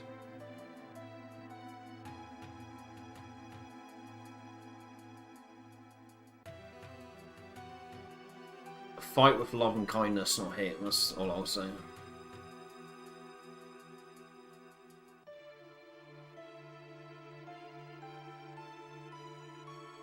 Don't approach people with the intent of antagonizing them or be rude to someone that you've never talked to before. I don't know.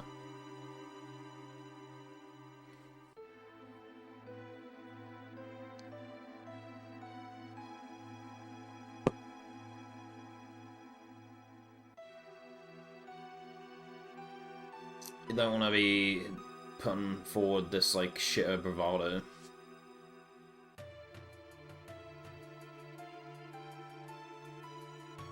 Like, yeah, I'm the worst shitter you've ever heard of, but you have heard of me. Like, I guess that's the angle, but I still don't agree.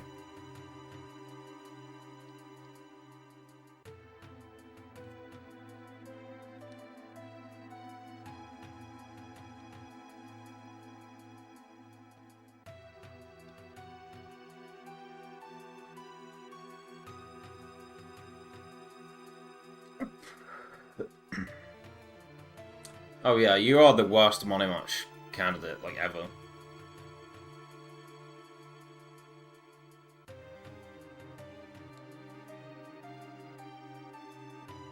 We need to bully you into dishing out the money you owe.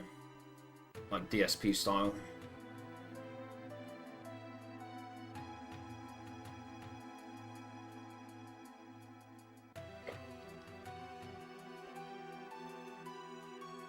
Nah.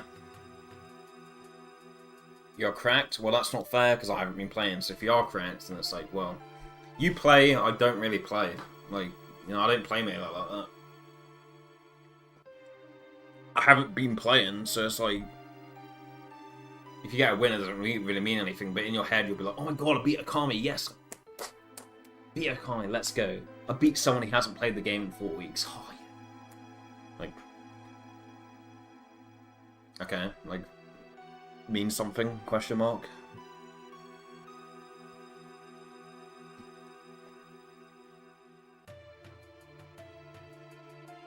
That's you, when you ask me to play, I plug in my GameCube adapter, we play 1 round, I beat you that 1 round, and then you don't want to play anymore. That's you.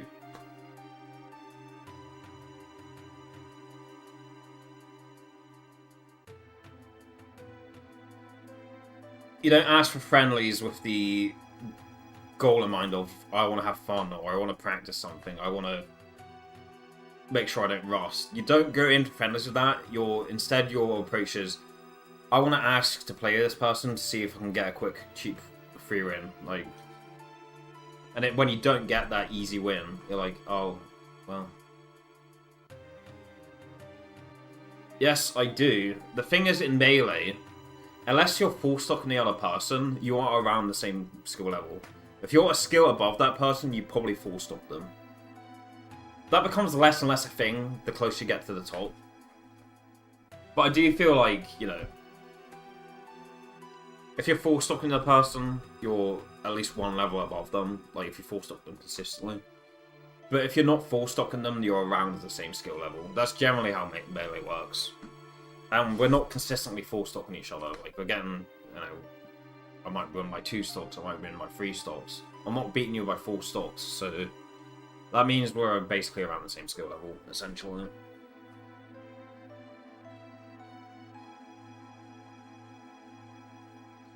Who is more fun to play than you? Salty Sal, Pete Swanson, Sayo. Haven't played the Breedles, but he seems like he'd be more fun to play against. Retro Games.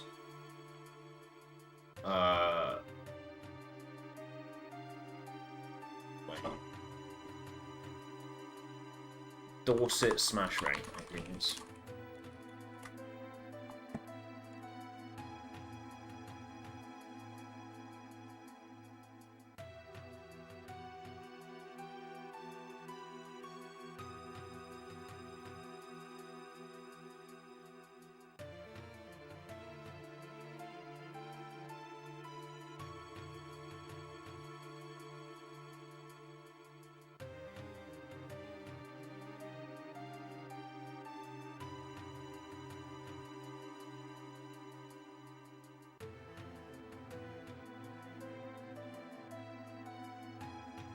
I wouldn't say that. Like, Simna's like leaps and bounds several layers above our level of play.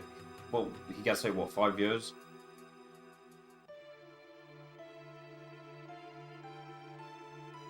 Like, unless you're like top 10, you're not guaranteed partner. Maybe top 25, but there are people in Melee who are like, they are so many levels above our game of our level of play, and they get like 5 years. So I wouldn't say that. I would not say that.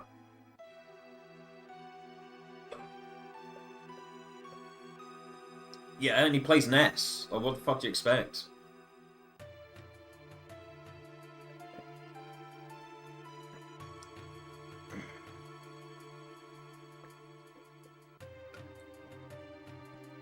Yeah, he loses in tournament.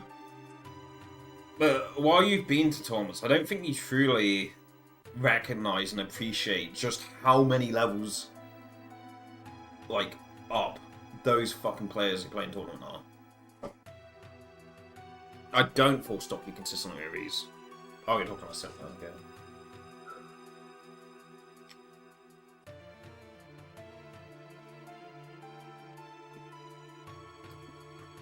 Those people who compete in tournaments, they're like aliens. They're like fucking robots. Doesn't mean Simla's bad. It doesn't mean Simla ain't that good. Simla's still fucking crazy at the game.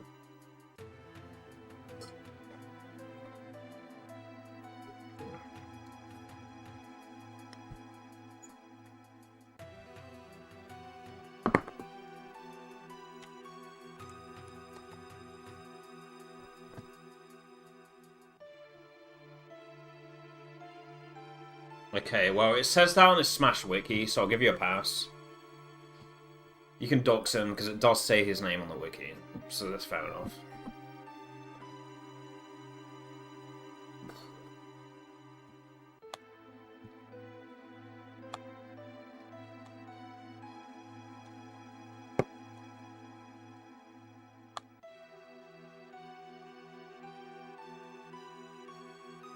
Yeah, it's about 420 from MK to Final Showdown, aka end of the game. Let's make that splits file, I guess.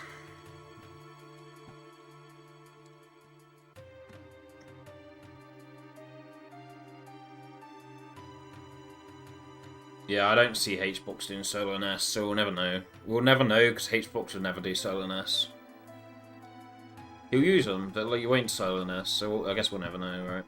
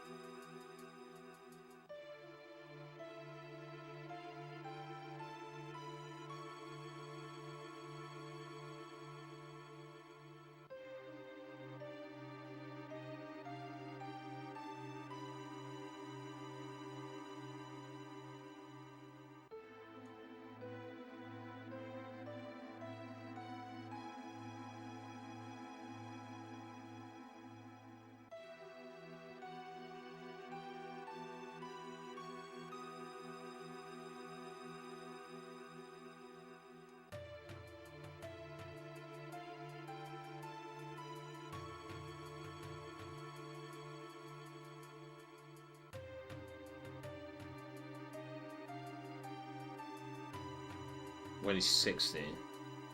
See him playing until we...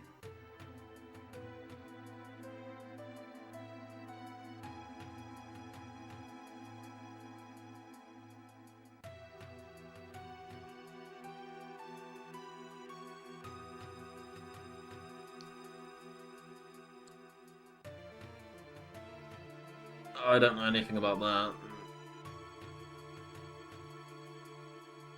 Sounds pretty racy to me, but...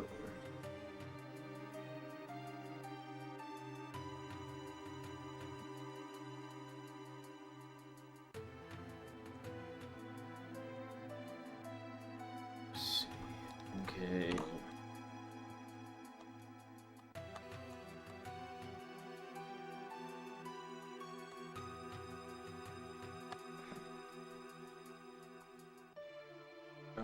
Edit splits. Okay, it's safer.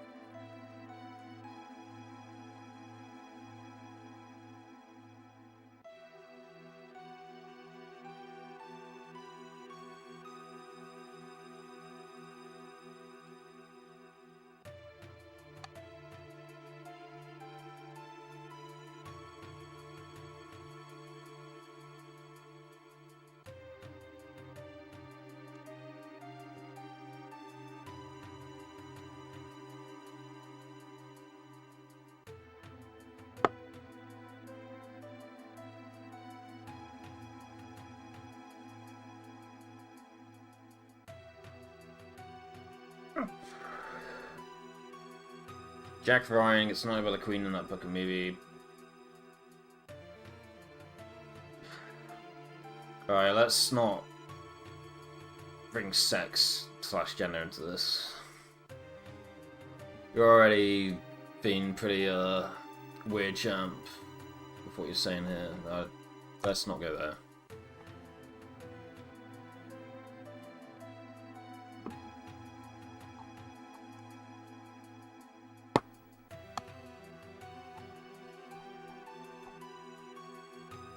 Yeah, and you say that every time. I don't know. It's kind of lost its meaning, but whatever.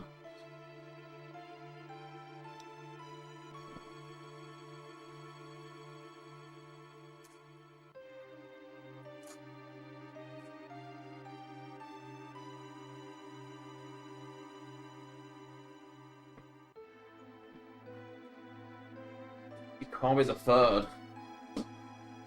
Who are the others? Ikami BW? Ikamid? Are those the other two?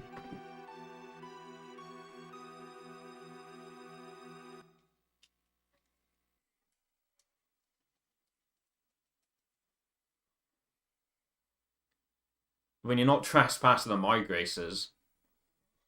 My sex is male, but I mean, you know. Generalistic statements about other sex, or like the other sex, like, I don't know.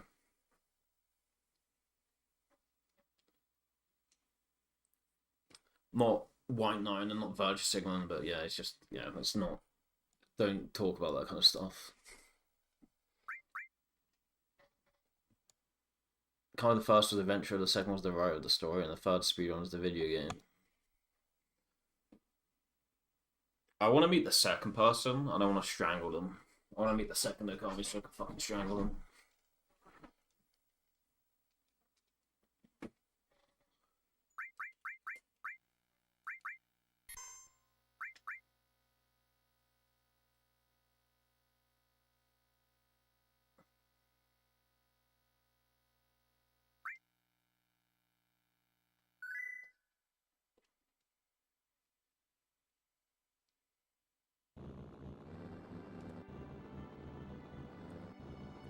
Don't know why I'm avoiding sliding on stuff.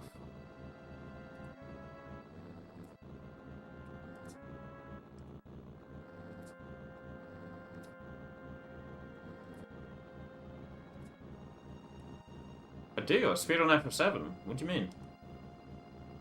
Speed on Dynamite Heady. Hate that game.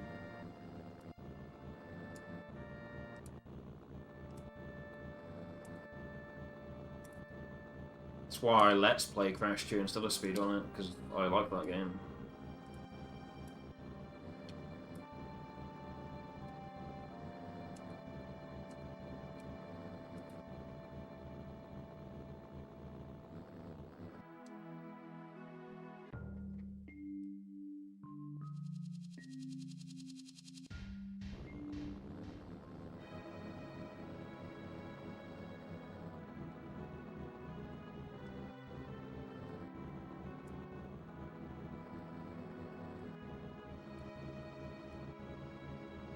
speed on a series of unfortunate events, which is just a funny licensed game.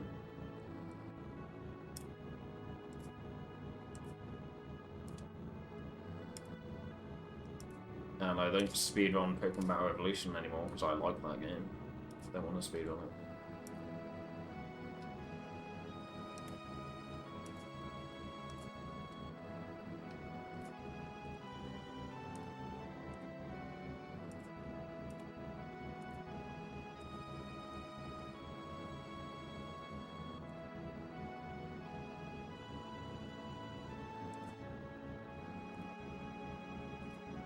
Too far up for comfort here.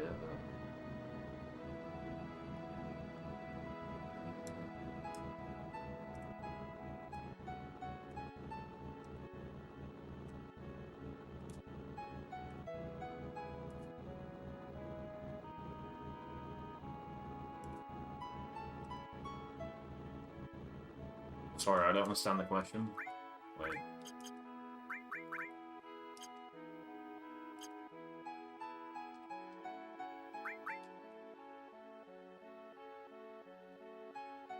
So steps isn't just something to reach like a limit, it's a path. Vehicle movement is separate from steps, separate. So danger and the other movement related variables in the world map, they are completely separate from field screens / dungeon screens. They are separate.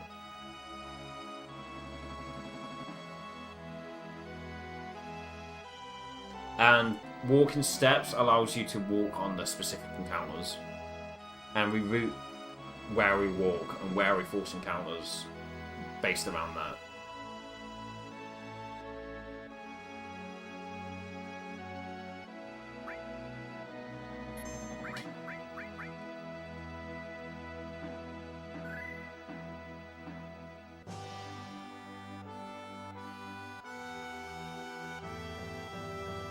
Where the fuck is my Steam thing? It's probably downstairs.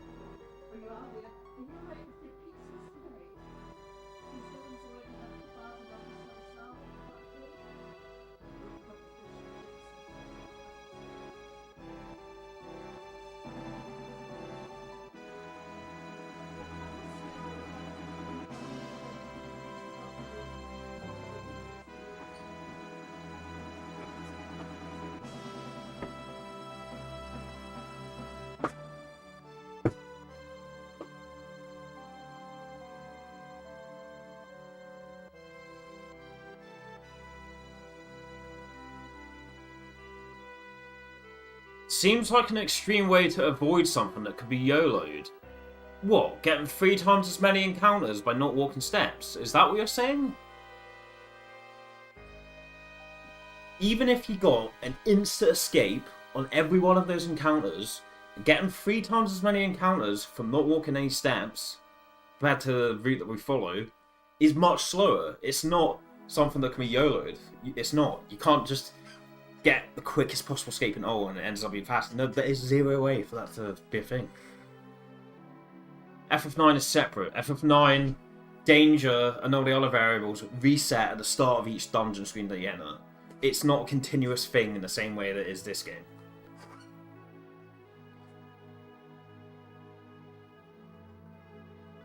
Technically, there is something in FF9's code which indicates if you get a preemptive on a certain scripted fight, or like back attacks on like certain random mechanics. There is some variable in the game that does that, but yeah, so FF7 and 9 are separate. FF9 is literally just, for all intents and purposes, as a human RTA, it's random. It's just completely random. There's no like grid or like different paths spawning from one encounter. The way it is in this game.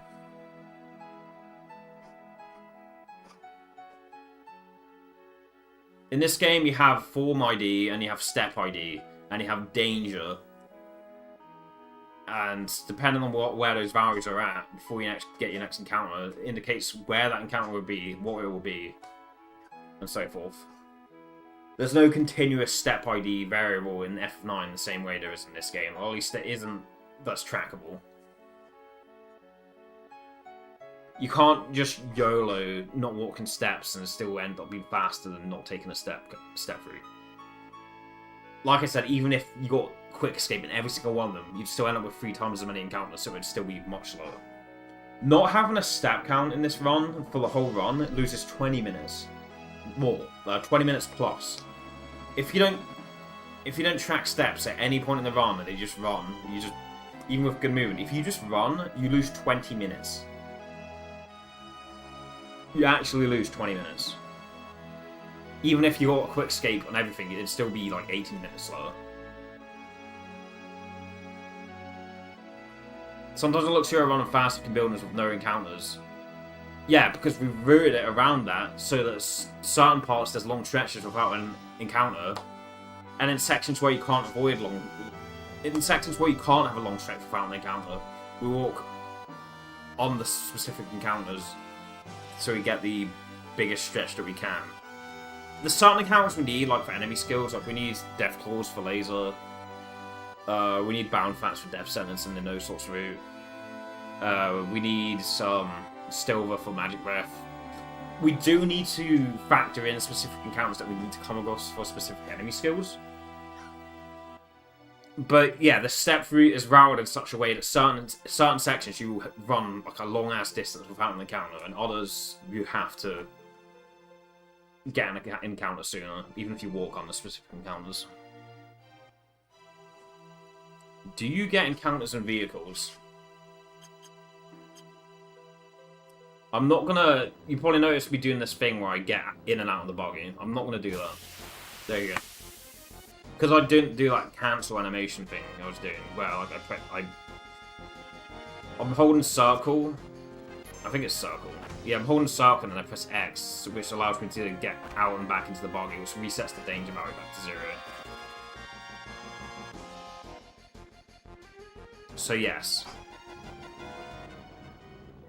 But like I said earlier, I mean, you probably stepped away, but like I said earlier, world map encounter variables are completely separate from field screens / dungeon screens. They are separate.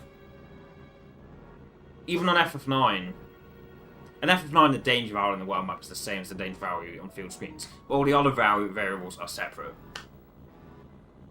This has nothing to do with steps. Me getting in and out of the buggy, it does not interact with steps in any way. This just sets the world map danger back to 0.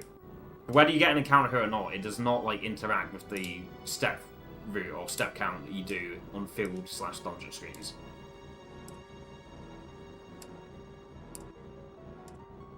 I don't know, it's probably like Brutal AI back in the day, or like Garland the Great or something like that. One of the founding fathers of breaking FF7.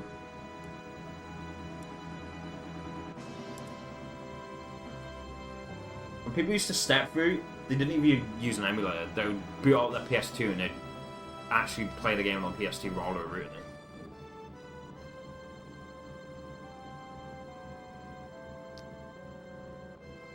Like you can't even comprehend that level of like big brain, you know.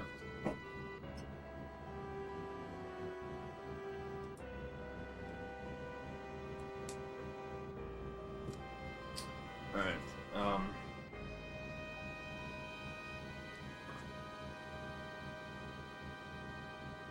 Like they were hitting targets nobody else could see.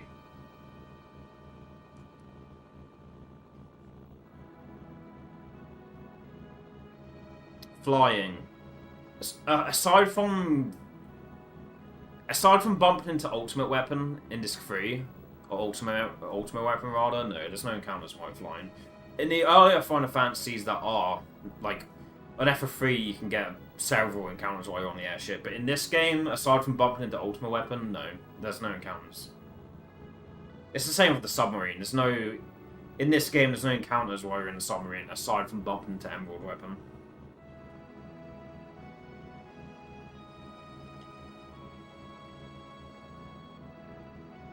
Which, yeah, it would be annoying to get encounters while you're... Like, after diving on the submarine or while you're in air, it would be annoying to have encounters in this game. But it'd probably be pretty cool. Like, it would suck for a speedrun, like, absolutely. But it probably would have been pretty cool if you did get, like, wind encounters or, like, sea encounters. That probably would be a cool thing. That's actually, I feel like that might be a potential point that people fail to bring up when people mention how they prefer older FFs to 7. Like, they might like the aspect of being able to come across encounters in the air or in the sea. Whereas this game, aside from the weapons, which are essentially like DLC things, which aren't in the very first release of the game, or you can't fight them in the very first release of the game. I don't even think there's an F&B for them in the first version of the game. Aside from those weapons, yeah, there's no encounters there. Yeah, there's a sub.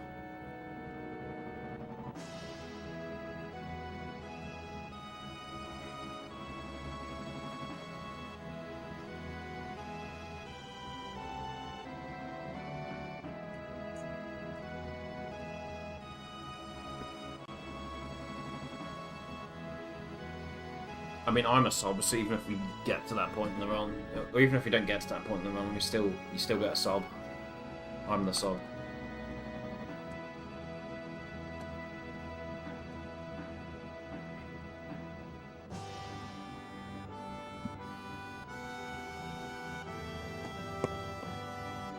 Alright, look, let me...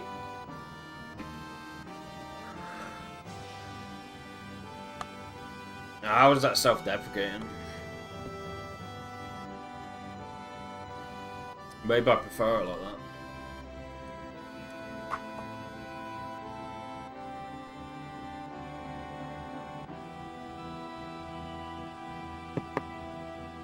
Let's look at this attempt from yesterday, and let's see what the IDT was when I entered the Nibelheim town.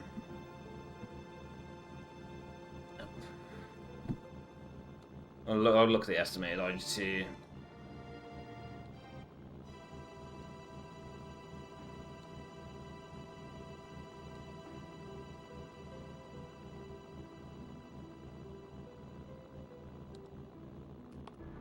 Let's get back on 2 minutes.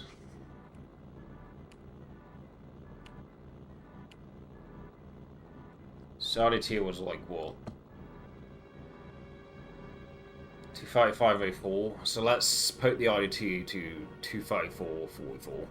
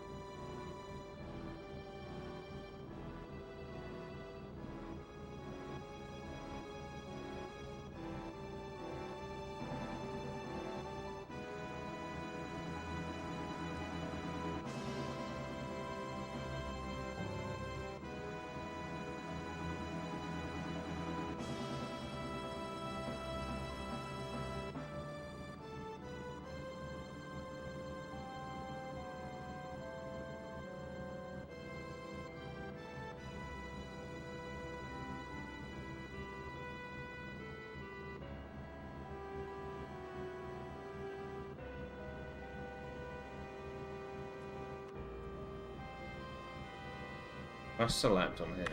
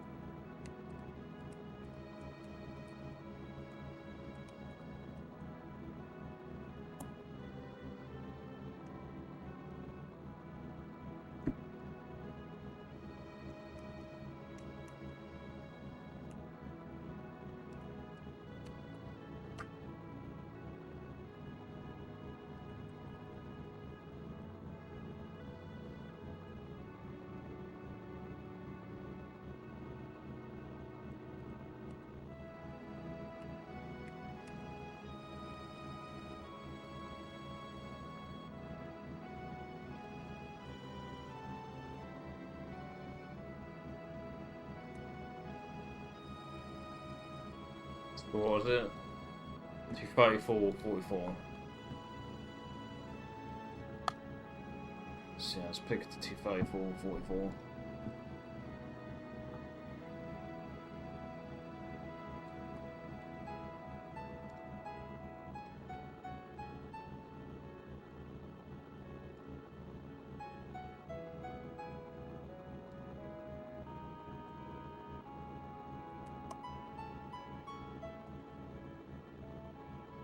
Two 34.44.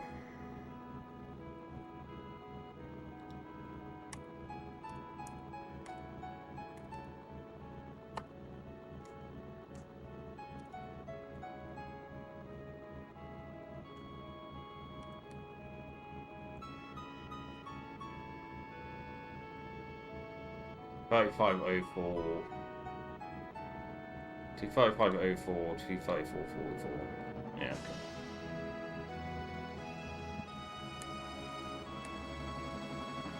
Save this.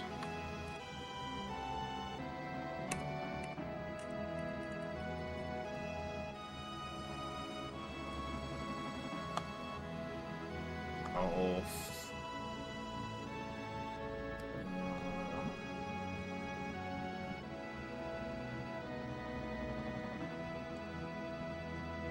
29. Yeah, let's memory card editor. That's not what I wanted to pick.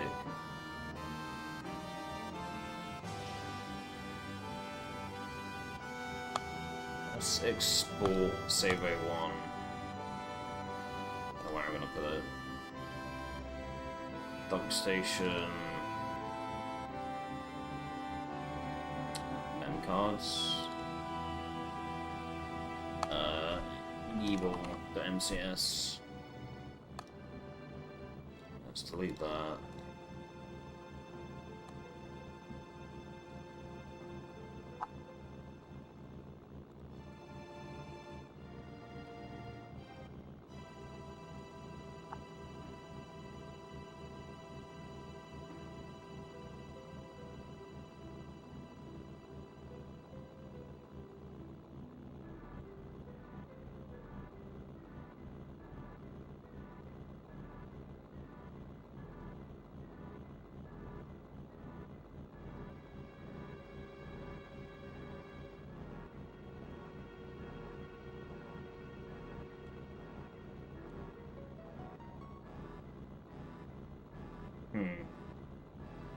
Okay, what's the memory card 5?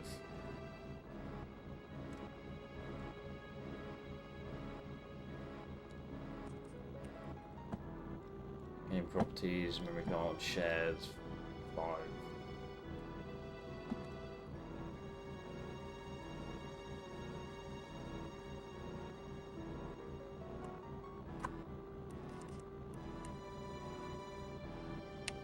Oh, is this just schizo?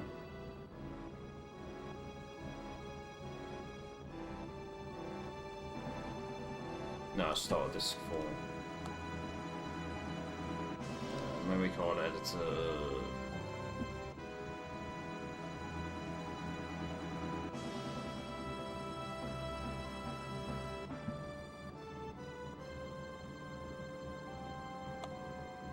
Export.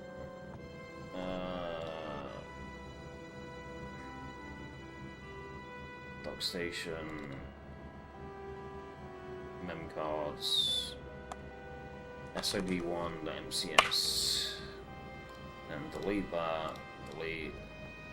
Save 02, transfer to file, memory card 5, save. Then close Dark Station. Read Leo's 25 more messages that are going to be there when I tab back into the chat. There's a mission with the missiles, the underwater missiles, right? What do you mean?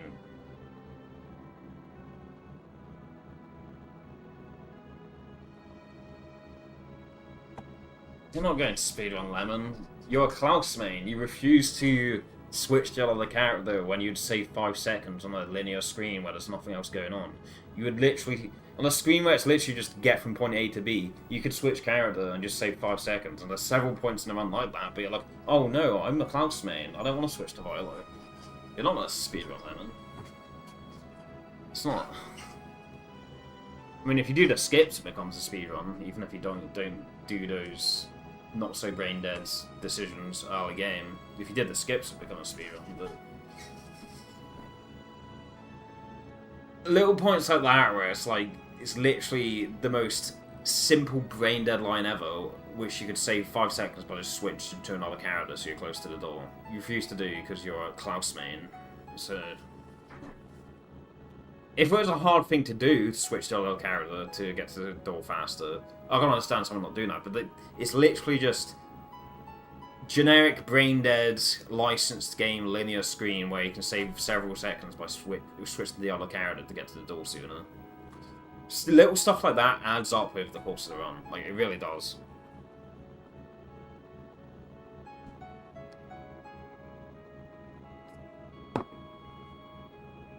You may think, oh, it's one screen and a hour long or hour 20 minutes long run, but every one screen where you could just save 7 seconds for free by switching to the other character and you don't do that, that is so much time over the course of the run, especially with how linear the game is. Sure, there's some skips you can do which save a decent amount of time, but aside from the skips, it's such a linear game. It's literally just, here's point A, here's point B, proceeds. Like, it's not, you know, it's not like it's hard to do those small things that save time but add up over the course of the run. It's not hard to do at all.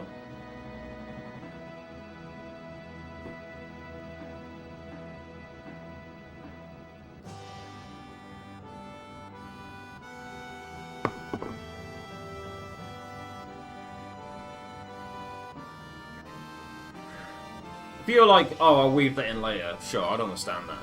But it's not even, oh, I'll get to that, I'll try and integrate that at some point. It's just, no, I don't want to do that. Like, you've got to be willing to take concessions.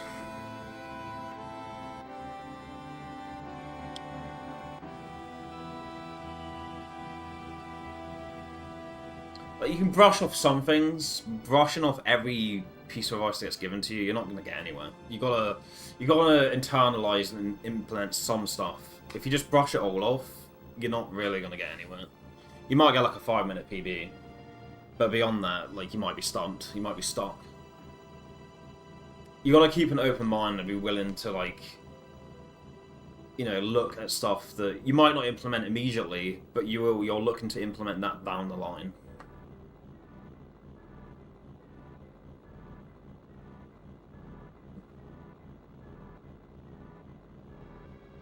Like, sending runs is a good notion, but, like, if you're just winging it and not, like, you know, being attentive with every attempt, then you're probably not going to get far. I don't know.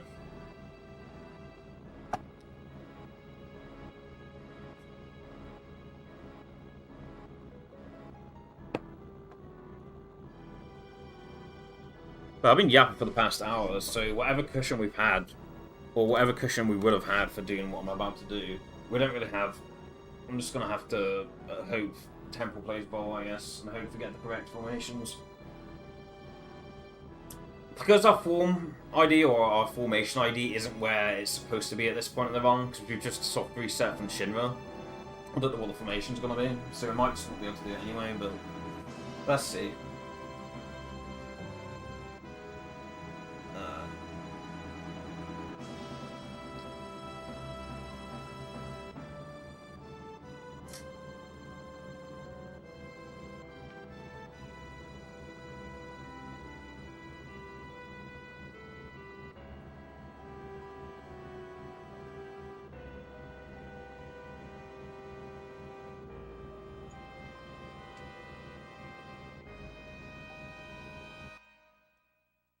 Alright, has it updated?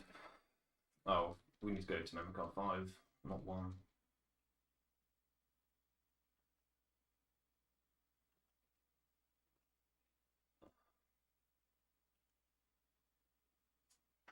And memory card 3 just reset itself for some reason. Hopefully that's not bad.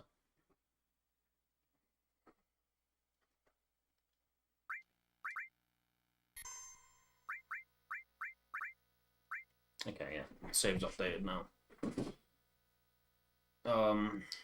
I need to remember to change this offset earlier. We're going to start the IDT at 234.44. I need to remember to change it back to minus 0.6 later on. I'll put that in this chat actually. Change IDT offset back to negative 0.6. I'll put that in the chat box just to help myself remember later on.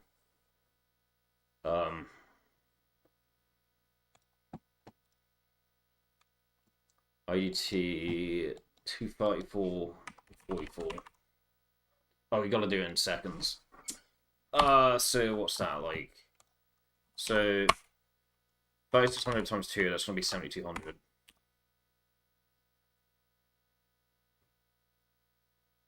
Plus 34 times 60. Oh, I'll have to do the 34 times 60 in a different calculator. 34 times 60. So plus 2040 equals plus 44 equals 9284. 9284. That's it, right? Is 2 hours, 34 minutes, and 44 seconds. 984 seconds.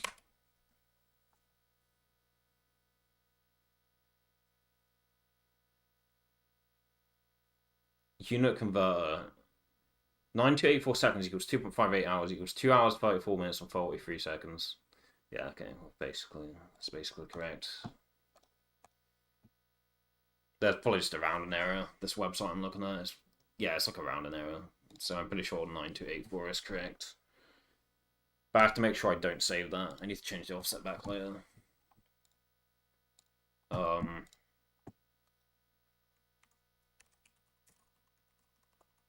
Game requests are enabled just in second practice. Wow, I think it's something else to play.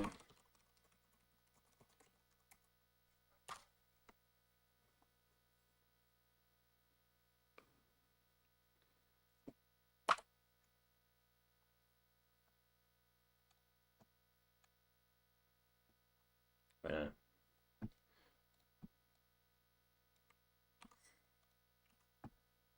Well, I think there's something else I want to play. I'll get to KH2 at some point, really.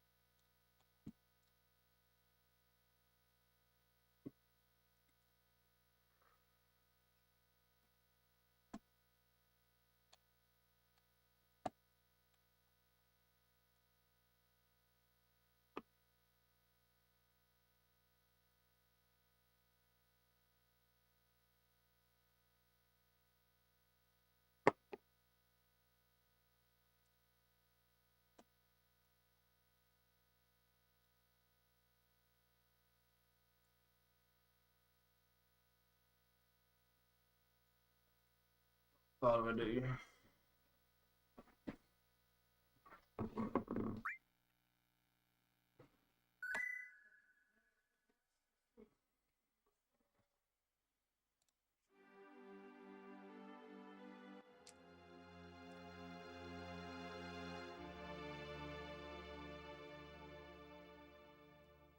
So we need to remove 10 seconds at the end, I guess. I could just go back in the vault and check later, I guess. It's not too big of a deal. And just take that away from the final time.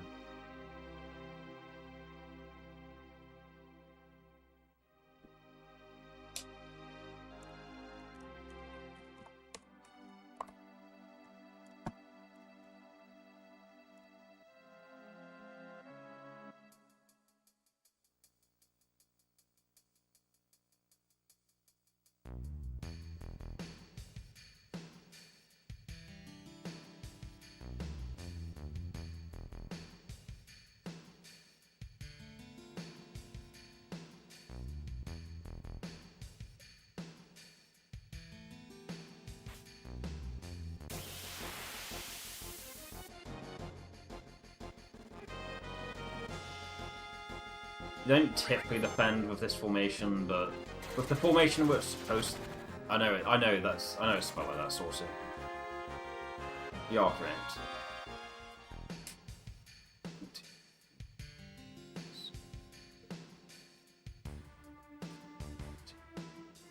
But yes, you are correct.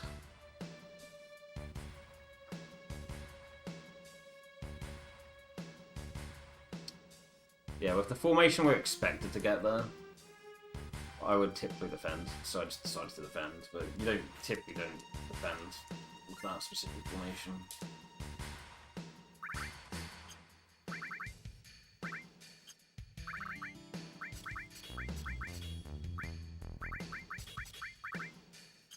That was close. 52...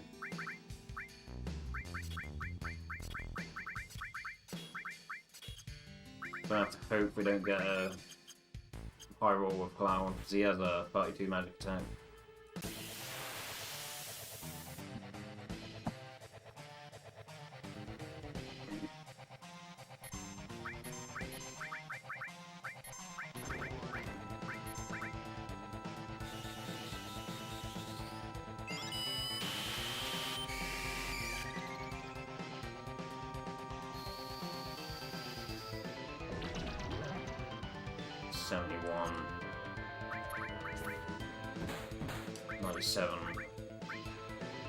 Tifa is more likely to land, so I'm going to do it on her. 97 1 tick.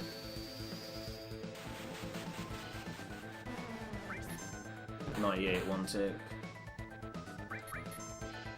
I won't let MK take another turn here. Just for quote-unquote safety. I think if it's Tifa, it's not for safety though. I think she's in crit. Oh, she's not.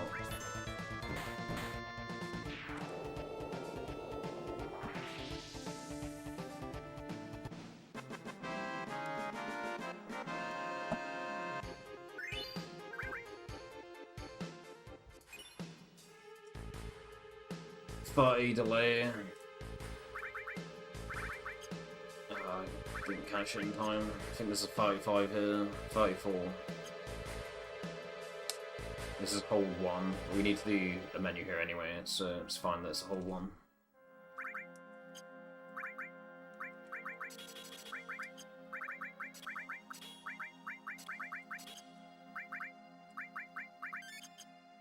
Both Cloud and Kate are pretty far from the limit. So we'll end up having to do an extra menu to put Yoshi on. May as well put Yoshi on if I have to Hyper Cloud and Kate anyway. Now you may think, what's the point of doing the menu there if you're going to do an extra menu? But it's so you can sell the shit that you remove. Like the equipment that you remove from your party members, it's so you can sell that shit in the Rocketown shop here.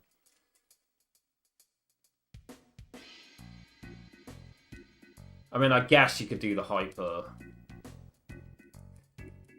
I mean... yeah, I think most people equip Yoshi here anyway, so, you know.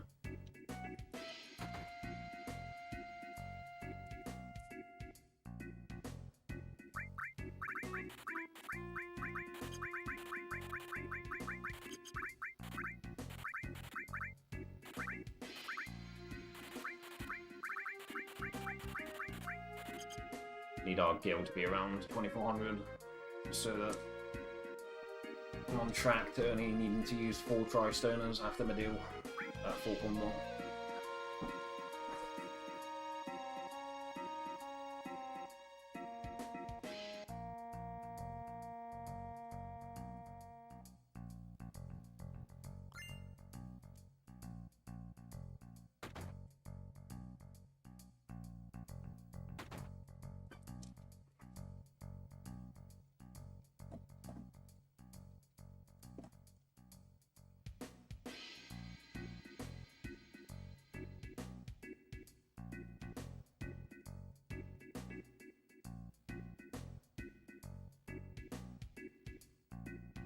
Yeah, I have no idea what my formations are going to be like, but how much I was yapping, like, got no cushion to really start on. So I'm just going to have to hope the formations are good enough for what we need.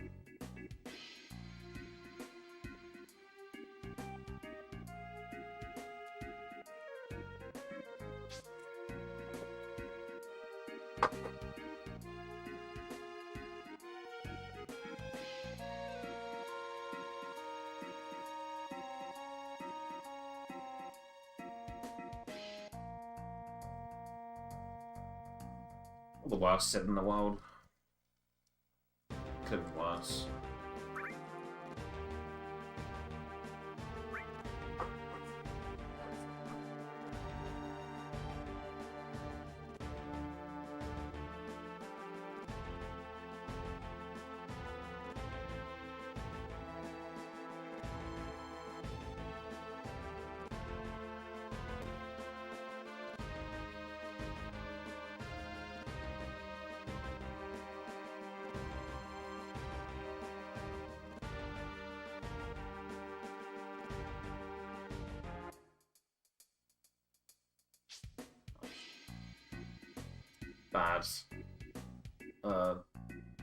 Bad D-pad buffer on the ladder, but getting onto the ladder was pretty fine, so.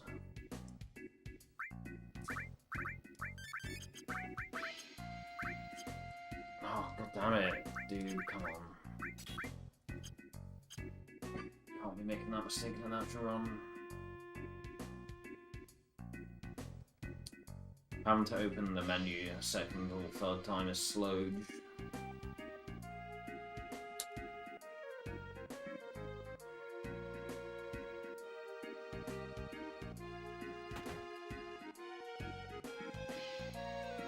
R&D.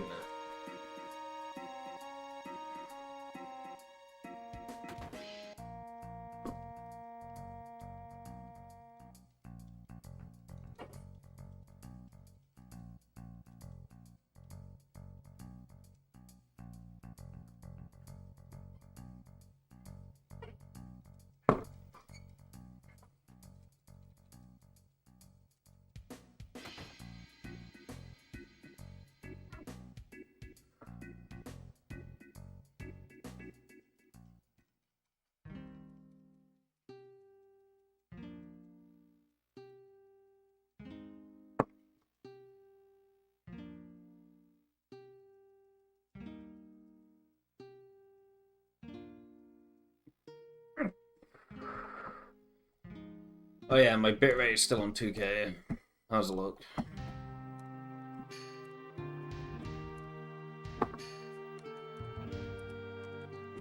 It's not fine, question mark.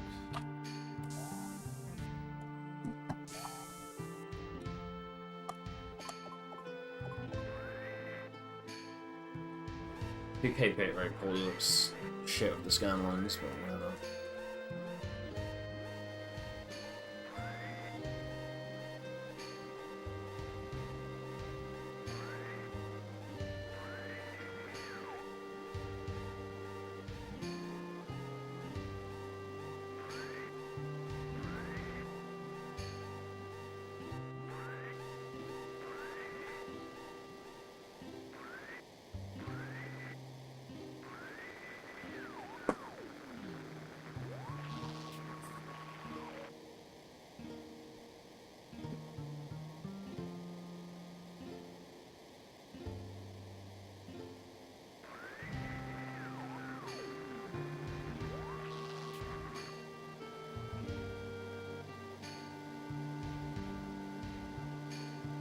Earlier I tried to press square, but I accidentally hit X, so we have to go back to it.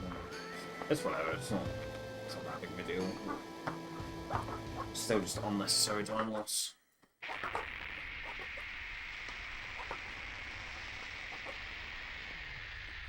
That's why we play from where we got to yesterday. So we can make the mistakes now, so I don't make them in the next run. Besides, like, we might not even be able to get the correct combinations here to be able to play out the run anyway, so... Uncharted territories. Can we follow the step route from loading up a save at MK after a soft reset him inside the Shinra? Or before any of the Shinra non-scripted encounters, if we soft reset the game in Shinra and load a save before MK, can we follow the step route? Uncharted territory. So I don't know what I'm gonna get. There's no need to sweat that much. If we don't even know if we'll be able to play out the run, then there's no need to stress, really. Oh, nice deep aggro. I swear I was holding down right there, but I need to go down left somehow.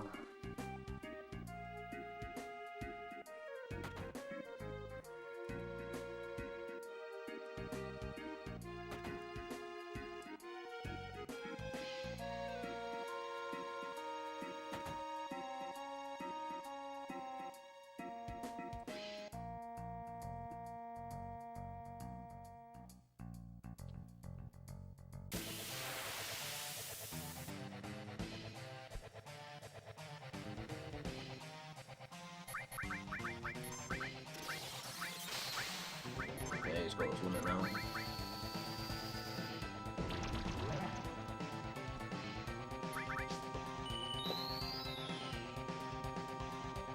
Does want A to be active, he's not going to get a turn in just because of the limit.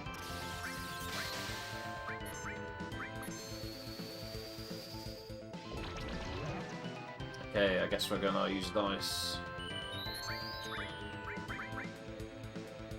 He's poison now, so we can justify doing it.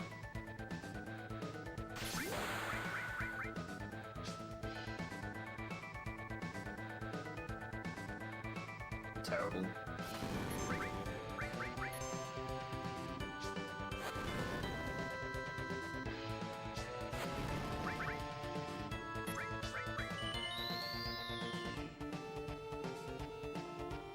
Okay.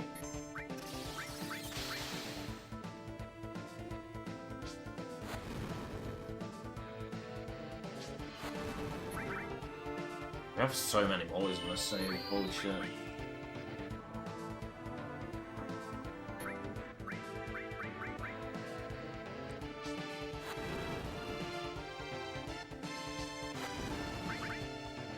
Maybe it just feels like that because we've got second try bio, and I'm used to getting fifth try bio at this point. It makes it seem like I've way more volleys than I should.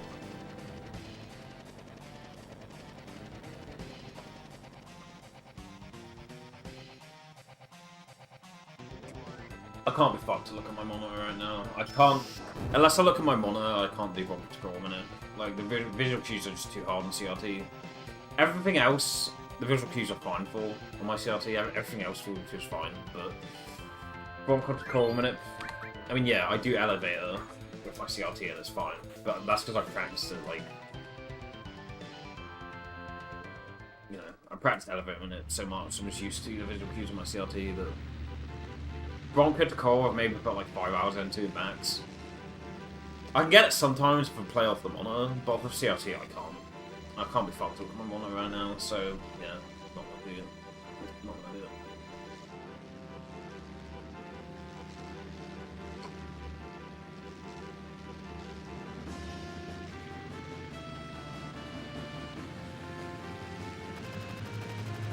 So for MK, back when I was running non-turbo, I would split on the spoil screen rather than splitting on when MK flashes red. So this gold is partially fake based on that. Because I used to split at a later point back on the round 1 turbo. I'm going to check what the milliseconds are on those before undoing those. 326. Wait, I forgot to paste something into chat. I wasn't going to paste anyone. Windows key V, change the offset back to negative 0.6. Okay, I'll put that in chat for later. That's how I remember. Okay, so 326.440, 1417.767. So, yeah, I've got them there in case I want to add them back later. But, yeah, I'll just undo those for now. Because the MK gold's partially fake, because I used to split and spoil screen back when I used to run non-turbo.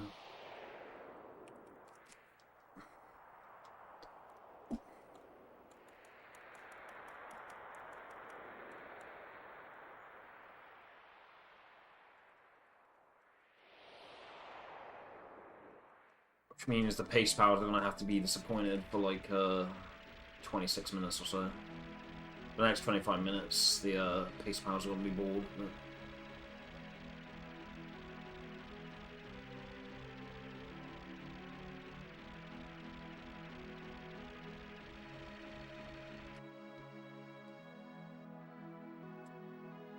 Your name is Toko Johnson, and this is your fucky bunch. Oh, yeah, okay, I read that correctly. What's up, Beach Mouse?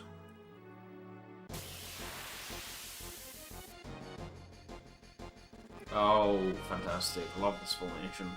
Well, I didn't do the minute, so I'm not allowed to complain. Oh, it was good still. Usually when you get that formation, especially if it's a back attack, which normally it is with that formation, it's usually very bad. Yeah, Kate doesn't have any of his limit filled up, so we're gonna take Tifa.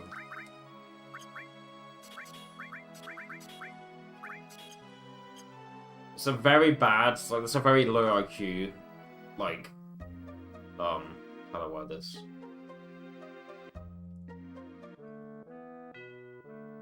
It's a very brain-dead flowchart for whether you take Kate or take Tifa.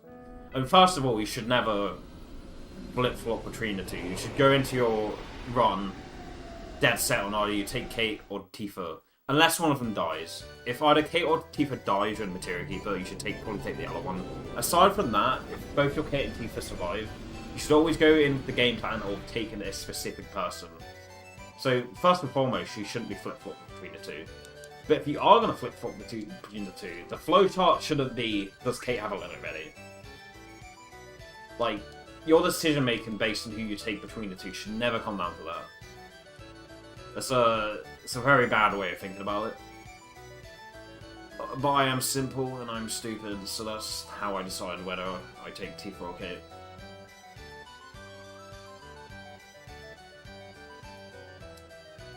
I am feeble, therefore that is the way I make the decision. I mean, honestly, if I'm feeble, I should just always take the same person every time. Even if you're not feeble, you should just decide who you're going to take to Temple before you start the run. You shouldn't decide on the fly, really. But I'm still on the fence about who I prefer taking between Tifa or Kate, because both have pros and cons.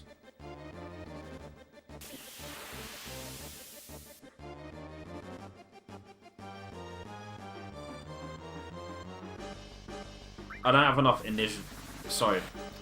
initiative, personally, to be able to come to a conclusion between who I want to take between the two.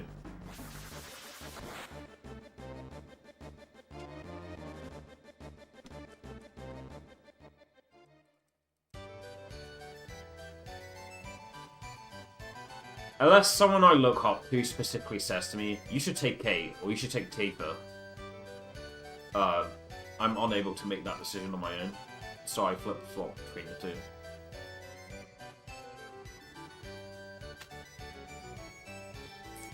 Because I have an impressionable mind like that. Can't think for myself.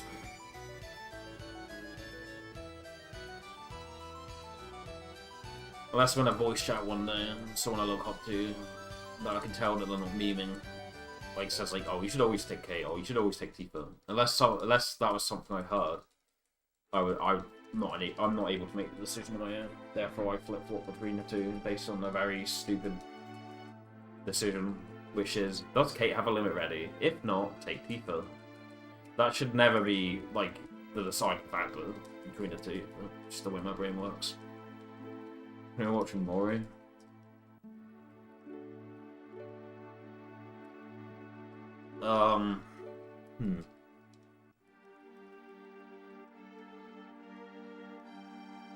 Thing is, like, if I do that, I'm gonna forget to, like, turn that source off of my OBS. I might still do it. I might still just do it. This is practice, after all. Like, there's no chance of us being able to submit anything. It's literally practice. And we don't know what our formations are gonna be like on the dungeon screens, so I guess we could chill and watch a Mori. My HDMI to VGA converter, the brand name is Morid, and I always think of that every time I see it.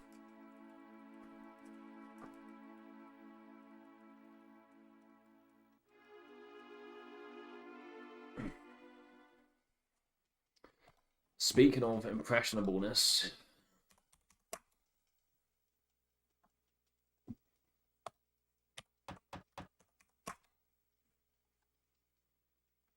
wait, there's a live stream of it? 151 watching.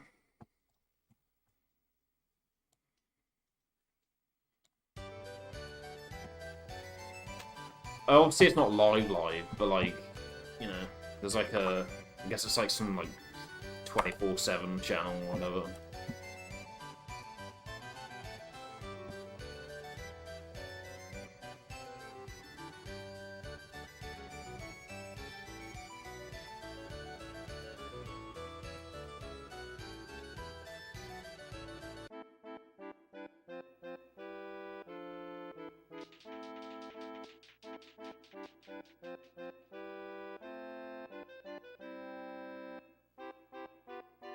Yeah, I'm definitely gonna forget to fucking...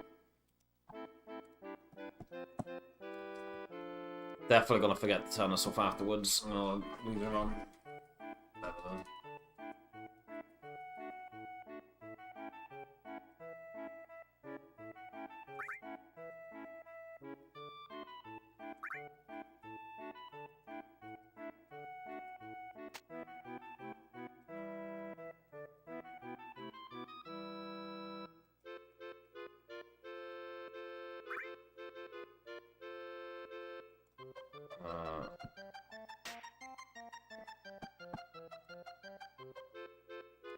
Let's go studio mode.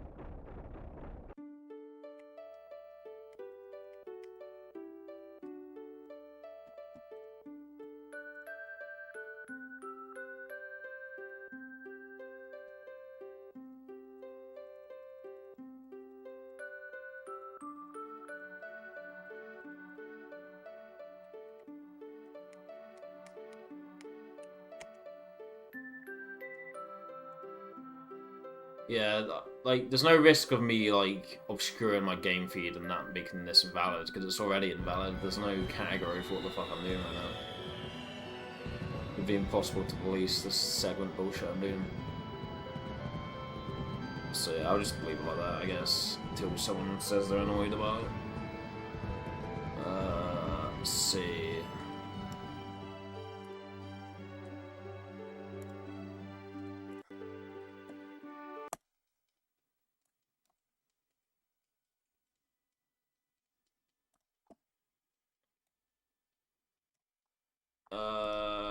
Properties.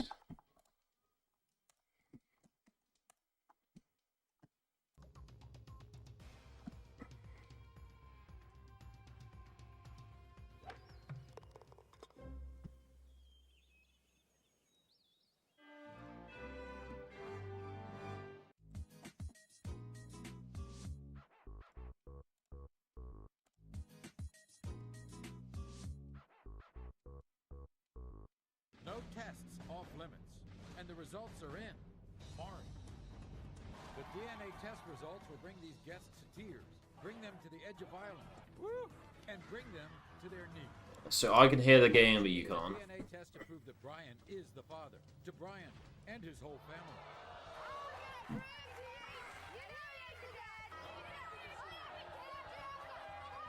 What's going on? All of you live together? Yeah, we are, Maury. Is Brian the father, or will she have to look for a new place to live? Brian? Two grandmas at war over one baby. She's only 17. She and her mother say he's the father. I've had it. But his mother says he's not. Shut the hell up, you crazy! Yeah, I'm crazy. You gonna stay away from my son? What kind of person are you? Which grandma is right and which grandma is wrong? Robert? It's a story unlike any we've ever had. For 23 years, this man denied he was the father of Robert, but he never denied Robert's sister, Tanya. He was downright cruel. He called him a bastard child. Wish that I was never born. The question that's always haunted this family will be answered today. I've been waiting 23 years to find out. James, plus, did she make a baby? Pull to Bronco, pull down for like 3 or 4-ish. The DNA test will reveal the shocking truth next. This is Sarah. Now, when Sarah discovered she was pregnant with her son Phoenix, she was ecstatic. Until, of course, she told her boyfriend Brian. Because it became a living hell. At that point, Sarah claims Brian, his mother Rose, and his sister Nicole not only began denying the baby, but went out of their way to make her life miserable.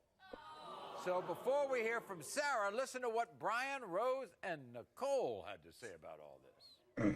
From the moment Sarah told me she was pregnant, I knew I wasn't the father. My mother knew it, my sister knew it, and I'm gonna prove it. I took one look at that girl, Sarah, and knew she was nothing but a whore, and she's just using that baby to trap my son. I love my brother, and I'm not gonna let some trifling slut try to take advantage of him and pin some baby on him that's not even his. Sarah left me for 2 weeks and then came I want to get a back. corporate shock on YouTube. We were in different states. Actually, do I even have any activity on YouTube right now? But she's delusional. He doesn't look like anybody in my family. Nope. Once this DNA test results come back, Just and turn say the my YouTube son's stream off.